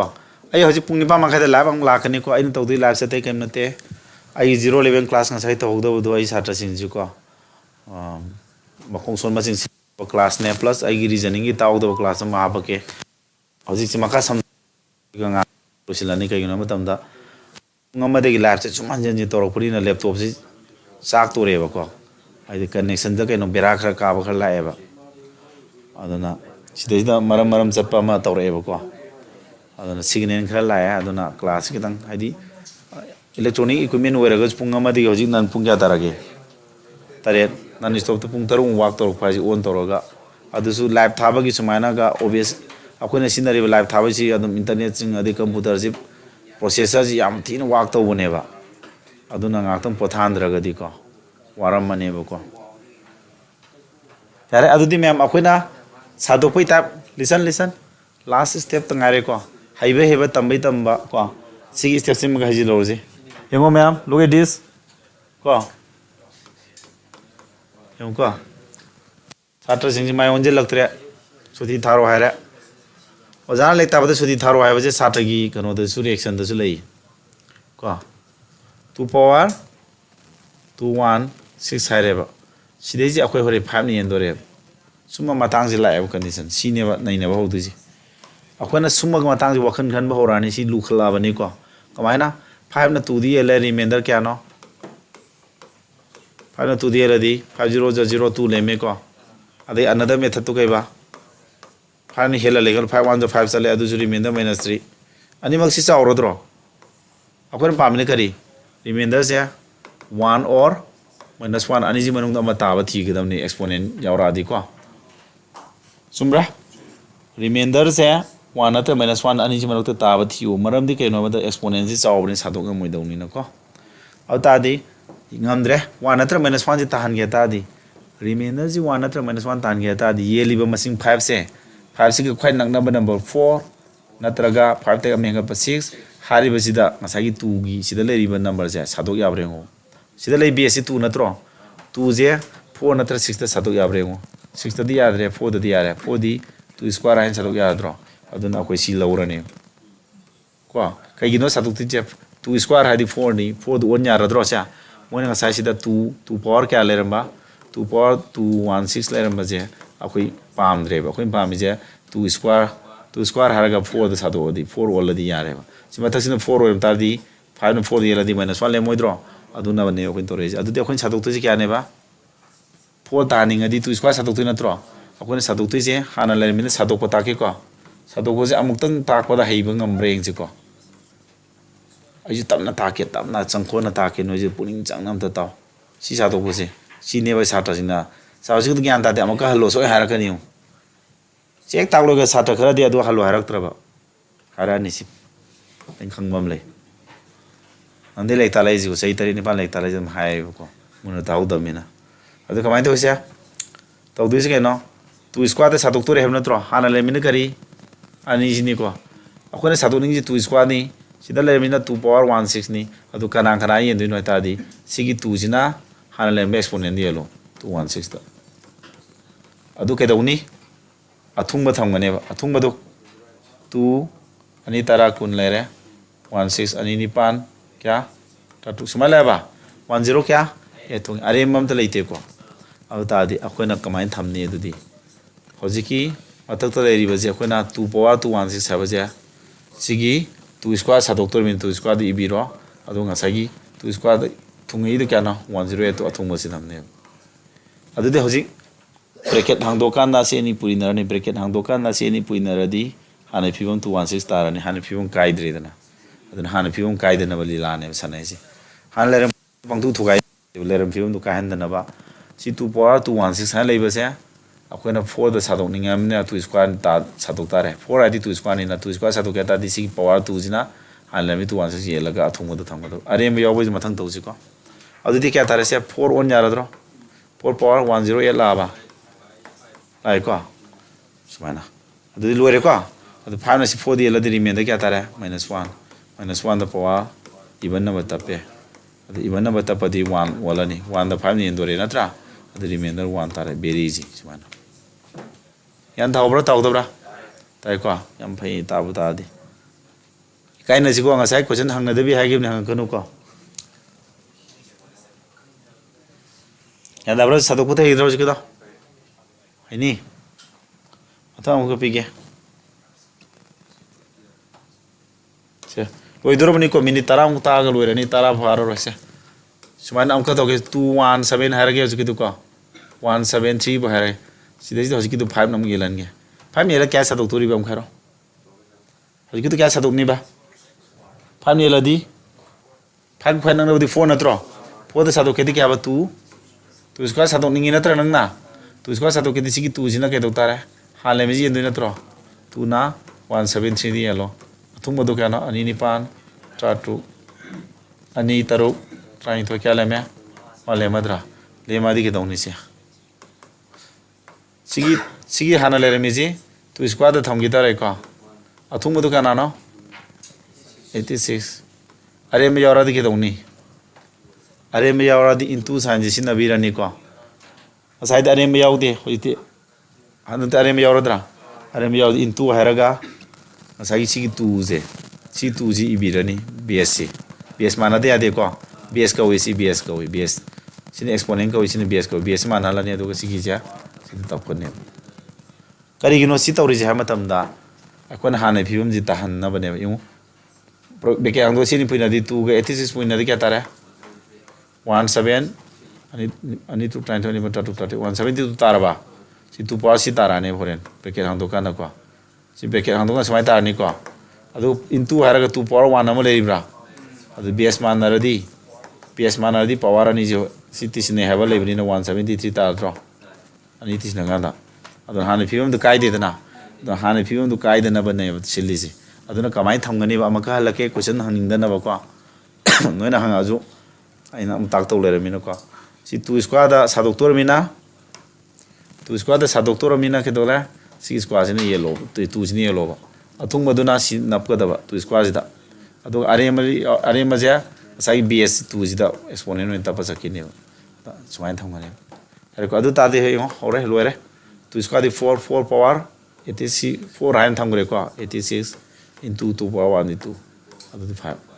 5ꯅ ꯁꯤ ꯌꯦꯜꯂꯗꯤ ꯔꯤꯃꯦꯟꯗꯔ ꯀꯌꯥ ꯇꯥꯔꯦ -1 -1 ꯄꯋꯥꯔ 86 ꯏꯟꯇꯨ 2 ꯑꯗꯨꯗꯤ ꯌꯥꯔꯦꯀꯣ -1ꯗ ꯇꯞꯄꯤ ꯄꯋꯥꯔꯁꯤ ꯏꯚꯟ ꯑꯣꯏꯔꯕꯅꯤꯅ ꯀꯌꯥ ꯂꯥꯛꯑꯅꯤ 1 ꯁꯤ 1 ꯇꯥꯔꯅꯤ ꯏꯚꯟ ꯑꯣꯏꯔꯕꯅꯤꯅ 1 ꯏꯟꯇꯨ 2 ꯂꯥꯛꯑꯦ ꯃꯊꯛ ꯁꯤ 2 ꯇꯥꯔꯦ 2ꯗ 5 ꯌꯦꯜꯂꯗꯤ ꯔꯤꯃꯦꯟꯗꯔ ꯀꯌꯥ ꯇꯥꯔꯦ ꯔꯤꯃꯦꯟꯗꯔ 2 ꯇꯥꯔꯦ ꯁꯨꯃꯥꯏꯅ ꯍꯣꯠꯀꯗꯕ ꯍꯌꯦꯡꯀꯣ ꯁꯥꯗꯣꯛꯄꯗꯣ ꯍꯩꯍꯧꯕ꯭ꯔꯥ ꯁꯥꯗꯣꯛꯄꯗꯨꯅꯦꯕ ꯃꯔꯨ ꯑꯣꯏꯔꯤꯁꯤ ꯑꯩ ꯍꯧꯖꯤꯛ ꯉꯁꯥꯏꯒꯤ ꯑꯩꯈꯣꯏꯅ ꯁꯤ ꯀꯣꯏꯁꯟꯁꯤ ꯇꯥꯛꯅꯤꯡꯉꯕꯅꯤꯀꯣ ꯈꯔ ꯑꯩ ꯉꯁꯥꯏ ꯀꯥꯟꯒꯤ ꯀꯣꯏꯁꯟ ꯇꯥꯛꯇꯣꯔꯕꯅꯤ ꯃꯌꯥꯝꯁꯤ ꯒ꯭ꯌꯥꯟ ꯇꯥꯕ꯭ꯔꯥ ꯑꯝꯇ ꯌꯦꯡꯉꯣꯁꯦ ꯍꯥꯏꯔꯣ ꯀꯣ ꯂꯣꯏꯁꯤꯟꯗꯣꯔꯕꯅꯤ ꯂꯣꯏꯔꯝꯗꯥꯏꯁꯤꯗ ꯒ꯭ꯌꯥꯟ ꯇꯥꯗꯅ ꯂꯣꯏꯁꯤꯟꯒꯦ ꯍꯥꯏꯕꯗꯣ ꯅꯨꯡꯉꯥꯏꯇꯦꯕꯀꯣ ꯌꯥꯔꯤꯕ ꯋꯥꯕ꯭ꯔꯥ ꯃꯌꯥꯝ ꯋꯥꯅꯨꯗ ꯑꯦꯛꯖꯥꯝ ꯊꯥ ꯅꯨꯃꯤꯠ 90 ꯗꯦꯖꯃꯨꯛ ꯋꯥꯠꯈꯤꯅꯤꯀꯣ ꯑꯦꯛꯖꯥꯝꯁꯤ ꯅꯣꯏ ꯐꯦꯕꯋꯥꯔꯤ 1st ꯋꯤꯛ ꯁ꯭ꯋꯥꯏꯗ ꯇꯥꯕ ꯌꯥꯔꯤ ꯑꯗꯨꯒ ꯊꯕꯛꯇꯨ ꯈꯜꯂꯣ ꯊꯕꯛ ꯈꯜꯂꯀꯥꯟ ꯐꯕꯅꯤꯗ ꯍꯌꯦꯡ ꯋꯥꯕ ꯌꯥꯕ ꯃꯌꯥꯝ ꯌꯥꯔꯦꯀꯣ ꯁꯦ ꯃꯌꯥꯝꯁꯤ ꯒ꯭ꯌꯥꯟ ꯇꯥꯗꯦ ꯍꯥꯏꯕꯁꯨ ꯇꯜꯂ ꯃꯥꯜꯂꯦ ꯀꯔꯤꯝ ꯍꯥꯏꯔꯛꯇ꯭ꯔꯦ ꯐꯔꯦ ꯑꯗꯨꯒ ꯅꯦꯛꯁ ꯁꯦ ꯂꯥꯁ ꯑꯣꯏꯅ ꯁꯤꯗꯤ 2 7 9 ꯍꯥꯏꯔꯦ ꯁꯤ ꯄꯋꯥꯔꯁꯤꯗ 9 ꯑꯃꯨꯛ ꯌꯦꯜꯂꯝꯃꯗꯤ ꯀꯃꯥꯏꯅ ꯇꯧꯗꯣꯏꯕ ꯉꯁꯥꯏ 9ꯒꯤ ꯌꯥꯎꯈꯤꯗꯥꯏ ꯁꯥꯗꯣꯛꯇꯣꯏꯁꯤ ꯀꯅꯥ ꯁꯥꯗꯣꯛꯇꯣꯏꯅꯤ ꯊꯤꯔꯣ 5 ꯌꯦꯜꯂꯗꯤ ꯀꯩꯗꯧꯒꯦ ꯑꯩꯈꯣꯏ 5 ꯌꯦꯜꯂꯗꯤ 5ꯒ ꯅꯛꯅꯕ 4 ꯅꯠꯇ꯭ꯔꯒ 6ꯇ ꯁꯥꯗꯣꯛꯇ꯭ꯔꯥ 9 ꯌꯦꯜꯂꯗꯤ 9ꯒ ꯅꯛꯅꯕꯗꯤ ꯀꯅꯥꯅꯣ 9ꯒ ꯅꯛꯅꯕꯗꯤ 8 ꯅꯠꯇ꯭ꯔꯒ 10 ꯂꯩꯀꯣ 9ꯒ ꯅꯛꯅꯕ 10 ꯑꯃ ꯍꯟꯊꯔꯒ 8 ꯂꯩ ꯑꯗꯨ 10ꯗ 2 ꯄꯋꯥꯔꯗ 10 ꯇꯥꯕ ꯂꯩꯇꯦ 2 ꯀ꯭ꯌꯨꯕꯇꯗꯤ 10 ꯇꯥꯕ ꯂꯩꯕ꯭ꯔꯥ ꯂꯩꯕ꯭ꯔꯣ ꯑꯗꯨꯗꯤ ꯀꯅꯥ ꯁꯥꯗꯣꯛꯑꯅꯤ ꯑꯩꯈꯣꯏꯅ 8ꯁꯤ ꯄꯥꯝꯃꯦꯕ 8 ꯄꯥꯝꯃꯦ ꯍꯥꯏꯗꯤ 2 ꯀ꯭ꯌꯨꯕ ꯁꯥꯗꯣꯛꯇ ꯌꯥꯔꯣꯏꯀꯣ ꯑꯗꯨ 2 ꯀ꯭ꯌꯨꯕꯇ ꯁꯥꯗꯣꯛꯑꯃꯤꯅ ꯁꯤ ꯀ꯭ꯌꯨꯕꯁꯤꯅ ꯀꯅꯥ ꯌꯦꯟ ꯇꯥꯔꯦ ꯁꯤꯗꯤ ꯌꯦꯜꯂꯅꯤꯀꯣ ꯑꯗꯨ 3ꯅ ꯌꯦꯜꯂꯣ ꯁꯤꯗꯩꯁꯤ ꯆꯞ ꯆꯥ ꯌꯦꯟ ꯌꯥꯔꯦ ꯑꯔꯦꯝꯕ ꯌꯥꯎꯍꯟꯒꯦꯀꯣ ꯁꯤ ꯑꯔꯦꯝꯕ ꯌꯥꯎꯍꯟꯒꯦꯁꯦ ꯅꯨꯡꯉꯥꯏꯇꯦ ꯑꯪꯀꯁꯤ ꯀꯩꯅꯣ ꯇꯧꯅꯕ 2 8 3ꯒꯨꯝꯕ ꯍꯥꯏꯔꯛꯑꯁꯤꯀꯣ 4 ꯍꯥꯏꯔꯁꯨ ꯀꯥꯏꯗꯦ ꯁꯨꯃꯥꯏꯅ ꯇꯧꯔꯒꯦꯀꯣ ꯑꯇꯥꯔꯗꯤ 3ꯁꯤꯅ ꯌꯦꯜꯂꯅꯤꯀꯣ 3ꯁꯤꯅ ꯌꯦꯜꯂꯗꯤ ꯀꯃꯥꯏꯅ ꯇꯧ ꯇꯥꯔꯦ ꯁꯥꯗꯣꯛꯇꯣꯏꯁꯤ ꯑꯩꯈꯣꯏꯅ 9 ꯌꯦꯟꯕꯅꯤꯅ 9ꯒ ꯅꯛꯅꯕ 8 ꯅꯠꯇ꯭ꯔꯒ 10ꯗ ꯁꯥꯗꯣꯛꯄ ꯌꯥꯕ ꯊꯤꯕꯗ 10ꯗꯤ ꯌꯥꯗ꯭ꯔꯦ 2ꯒꯤ ꯀ꯭ꯌꯨꯕꯇꯗꯤ 8 ꯄꯥꯔꯦ ꯑꯗꯨꯅ ꯀ꯭ꯌꯨꯕꯇ ꯁꯥꯗꯣꯛ ꯑꯗꯨ ꯀ꯭ꯌꯨꯕꯁꯤꯅ ꯍꯥꯟꯅ ꯂꯩꯔꯝꯃꯤ ꯑꯦꯛꯁꯄꯣꯅꯦꯟ ꯌꯦꯜꯂꯣ 9 9 9 13ꯅꯤꯀꯣ 9 13 ꯑꯗꯨꯗꯤ 1 ꯂꯦꯝꯃꯕ 14 3 3 19 ꯁꯨꯃꯥꯏꯅ ꯂꯥꯛꯑꯦꯀꯣ ꯑꯗꯨ ꯀꯌꯥ ꯂꯩꯔꯝꯃꯤ 2 ꯂꯦꯝꯃꯕ ꯁꯨꯃꯥꯏꯅ ꯀꯃꯥꯏꯅ ꯇꯧꯅꯤ ꯑꯗꯨ ꯇꯥꯔꯗꯤ ꯌꯦꯡꯉꯣꯁꯦ ꯑꯩꯈꯣꯏꯅ ꯁꯥꯗꯣꯛꯏꯁꯤ ꯀꯩꯗꯧꯕ 2 ꯀ꯭ꯌꯨꯕ ꯅꯠꯇ꯭ꯔꯁꯦ 2 ꯀ꯭ꯌꯨꯕꯇ ꯊꯝꯃꯣ ꯑꯗꯨ 2 ꯀ꯭ꯌꯨꯕꯁꯤꯗ ꯉꯁꯥꯏꯒꯤ ꯑꯩꯈꯣꯏꯅ ꯌꯦꯟꯈꯤꯕꯒꯤ ꯑꯊꯨꯡꯕꯗꯣ ꯁꯤ ꯊꯝꯃꯅꯤ ꯑꯗꯨꯒ ꯑꯔꯦꯝꯕꯁꯤꯅ ꯏꯟꯇꯨ ꯍꯥꯏꯔꯒ ꯉꯁꯥꯏ ꯕꯦꯁ ꯑꯣꯏꯔꯤꯕ 2ꯁꯦ ꯁꯤ ꯕꯦꯁ ꯑꯣꯏꯔꯤꯕ 2ꯁꯤ ꯆꯞ ꯃꯥꯟꯅꯍꯟꯗ ꯌꯥꯗꯕꯅꯤ ꯊꯝꯃꯣ ꯑꯗꯨꯒ ꯁꯤꯗ ꯂꯦꯝꯃꯛꯏꯕꯁꯤ 1 ꯂꯦꯝꯃꯒꯗ 1 ꯇꯞꯀꯗꯕ 2 ꯂꯦꯝꯃ 2 ꯇꯞ ꯇꯥꯔꯦ ꯃꯈꯥꯗ ꯁꯤꯅꯦꯕ ꯇꯧꯗꯣꯏꯁꯤ ꯁ꯭ꯋꯥꯏ ꯖꯒꯥ ꯃꯇꯦꯛꯁꯤ ꯈꯔꯁꯤꯗ ꯄꯨꯛꯅꯤꯡ ꯆꯪꯅ ꯇꯥꯍꯧꯔꯗꯤ ꯂꯣꯏꯔꯦꯕ ꯑꯗꯨ ꯇꯥꯔꯗꯤ ꯁꯤ ꯁꯤꯗꯤ 2 ꯀ꯭ꯌꯨꯕꯇꯤ 8 ꯅꯠꯇ꯭ꯔꯣ 8 ꯄꯋꯥꯔ 94 ꯏꯟꯇꯨ 2 ꯁ꯭ꯀ꯭ꯋꯥꯔꯗꯤ 4 ꯁꯤꯗ 9 ꯌꯦꯜꯂꯅꯤ 9ꯅ ꯁꯤ ꯌꯦꯜꯂꯗꯤ ꯔꯤꯃꯦꯟꯗꯔꯗꯤ -1 ꯅꯠꯇ꯭ꯔꯣ ꯔꯤꯃꯦꯟꯗꯔꯗ ꯑꯣꯏꯅ ꯇꯞꯄꯅꯤ ꯍꯥꯏꯗꯅ ꯑꯦꯛꯁꯄꯣꯅꯦꯟꯗꯣ ꯑꯗꯨꯗꯤ 9ꯗ ꯇꯞꯄꯤ ꯄꯋꯥꯔꯁꯤ ꯀꯩꯗꯧꯔꯦ ꯏꯚꯟ ꯑꯣꯏꯔꯕꯅꯤꯅ 1 ꯊꯣꯛꯑꯅꯤ 1ꯒ 4ꯒꯗꯤ 4 ꯃꯊꯛꯁꯤ 4ꯗ 9 ꯌꯦꯜꯂꯗꯤ ꯔꯤꯃꯦꯟꯗꯔ ꯀꯌꯥ 4 ꯇꯥꯔꯦ ꯚꯦꯔꯤ ꯏꯖꯤ ꯑꯗꯨꯗꯤ ꯀꯣꯏꯁꯟ ꯄꯥꯏꯕ ꯌꯥꯔꯅꯤ ꯉꯁꯥꯏ ꯑꯩꯈꯣꯏꯅ ꯖꯤꯗꯤꯒꯤ ꯀꯣꯏꯁꯟ ꯑꯃ ꯍꯪꯈꯤꯕꯗꯣ ꯑꯗꯨ ꯌꯧꯅꯕ ꯑꯗꯨ ꯌꯥꯅꯕ ꯍꯣꯠꯅꯔꯛꯄꯗ ꯁꯤ ꯊꯤꯑꯣꯔꯤ ꯃꯌꯥꯝꯁꯦ ꯁꯤ ꯊꯤꯑꯣꯔꯤ ꯃꯌꯥꯝꯁꯦ ꯇꯥꯛꯄꯗ ꯅꯣꯏ ꯔꯤꯃꯦꯟꯗꯔꯒꯤ ꯀꯣꯏꯁꯟꯁꯦ ꯑꯌꯥꯝꯕ ꯍꯩꯔꯅꯦꯕ ꯑꯩꯁꯨ ꯈꯟꯕꯗ ꯀꯣꯏꯁꯟ ꯅꯩꯅꯔꯒꯁꯨ ꯑꯃꯨꯛ ꯅꯣꯂꯦꯖ ꯀꯥꯔꯛꯈꯤꯅꯤꯀꯣ ꯌꯥꯔꯕ ꯌꯥꯝ ꯒ꯭ꯌꯥꯟ ꯇꯥꯔꯦꯀꯣ ꯆꯥꯛ ꯂꯥꯝꯃꯦ ꯑꯃ ꯍꯣꯠꯂ ꯂꯣꯏꯁꯤꯜꯂꯁꯤꯀꯣ ꯌꯦꯡꯉꯁꯤ ꯉꯁꯥꯏꯒꯤꯗꯣ ꯅꯣꯠꯁꯦ ꯊꯥꯔꯛꯇꯣꯏꯅꯤꯀꯣ ꯁꯤ ꯂꯩꯔꯦ ꯃꯌꯥꯝ ꯁꯤ ꯀꯣꯏꯁꯟꯗꯣ ꯍꯧꯔꯁꯤꯀꯣ ꯃꯌꯥꯝ ꯁꯤ ꯐꯖꯅ ꯍꯣꯠꯅꯔꯣ ꯑꯗꯨꯗꯤ ꯅꯣꯏ ꯍꯩꯔꯝꯃꯅꯤ ꯀꯌꯥ ꯇꯥꯅꯤ ꯁꯤ ꯀꯌꯥ ꯇꯥꯅꯤ ꯍꯥꯏꯔꯣ 2 power kya 305 plus 3036 9 endui natro sia adu si tong ani alo si 2 power oi ani alo kya tani sia kana satu kani basi 2 cube 8 ta satu natro si 2 cube ta satu tu ne ba 8 ta 2 cube 8 ta ni na adu 2 cube satu kya si 3 ne kana endui ba 305 ta yelo idro kya thonge ahom sa ahom tara kuntra ahom ama ahom ani lema ba adu ke doni sia 2 cube har 2 cube te sadu eko se aduga are madu kya ba 101 thamani aduga ati athung madu sida thamani ba are majina into haraga are majik tu natro tu je sigi bs ori ba tu je ke dotare bs manana ba thamne bs manani bs da exponent tapani kada na la oi holi si mate sigi ni ko sida 9 en bagi ni ko ati sigi yaudri sida 9 en bagi kya ta ne 9 ni na madi en madi remainder je mai di sing tis naro 3 3 tis 6 ta dra 6 ta ne ko si ko na hol si makha sum hota si mathik jam mot ko kya dare sa yara basi kya dare adu sidi si 8 taraba 8 power 101 into 2 square 4 9 na si 8 yaladi -1 the power 101 into 4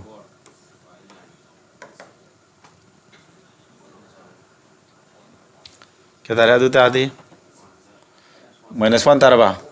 -1 into 4 di -1 into 4 di -4 taraba tare ota di mayam sidi angko tar se akhuna ngasai makokte horo ko akhuna sida 9 na si en bagi thawak si kya tare ba sa akhun to si sinatro 9 na si en bagi sidi natro holi se sia si sum hota homotar kya tare -4 taradro 9 si en bagi kya tare ba -4 tare 9 si en bagi kya tare ba remainder plus 6 tare ko 9 na 303 yela di mai di sing tis naro 3 3 tis na 6 adun lemzara daune 9 na si en bagi 305 en bagi ne sim holo posita mata to -4 tare ko -4 thamo adu -4 ga plus 6 ka di +2 tare 9 na 2 yela di remainder 2 dum tare very easy ko mena ngasai de ka laga salam angka do lusile yam haiba satra ji aida 6 pm da 7:45 to woni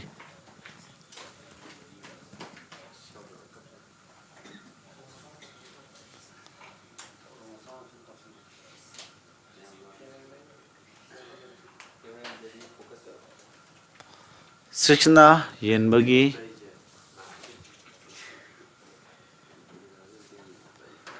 ai wahidu sir mes ke live class pung kya dagi no ai mes class pung taruk tai to bone taruk tai na tare min pung aw to bone mes ka reasoning ka takpa ko yare yare ko ngasi gi si toro yaman gre ko yam no taksel la june kok ta chang ta ni boring sura di ko tai bo ibo wakhala ka na tra kana di numit so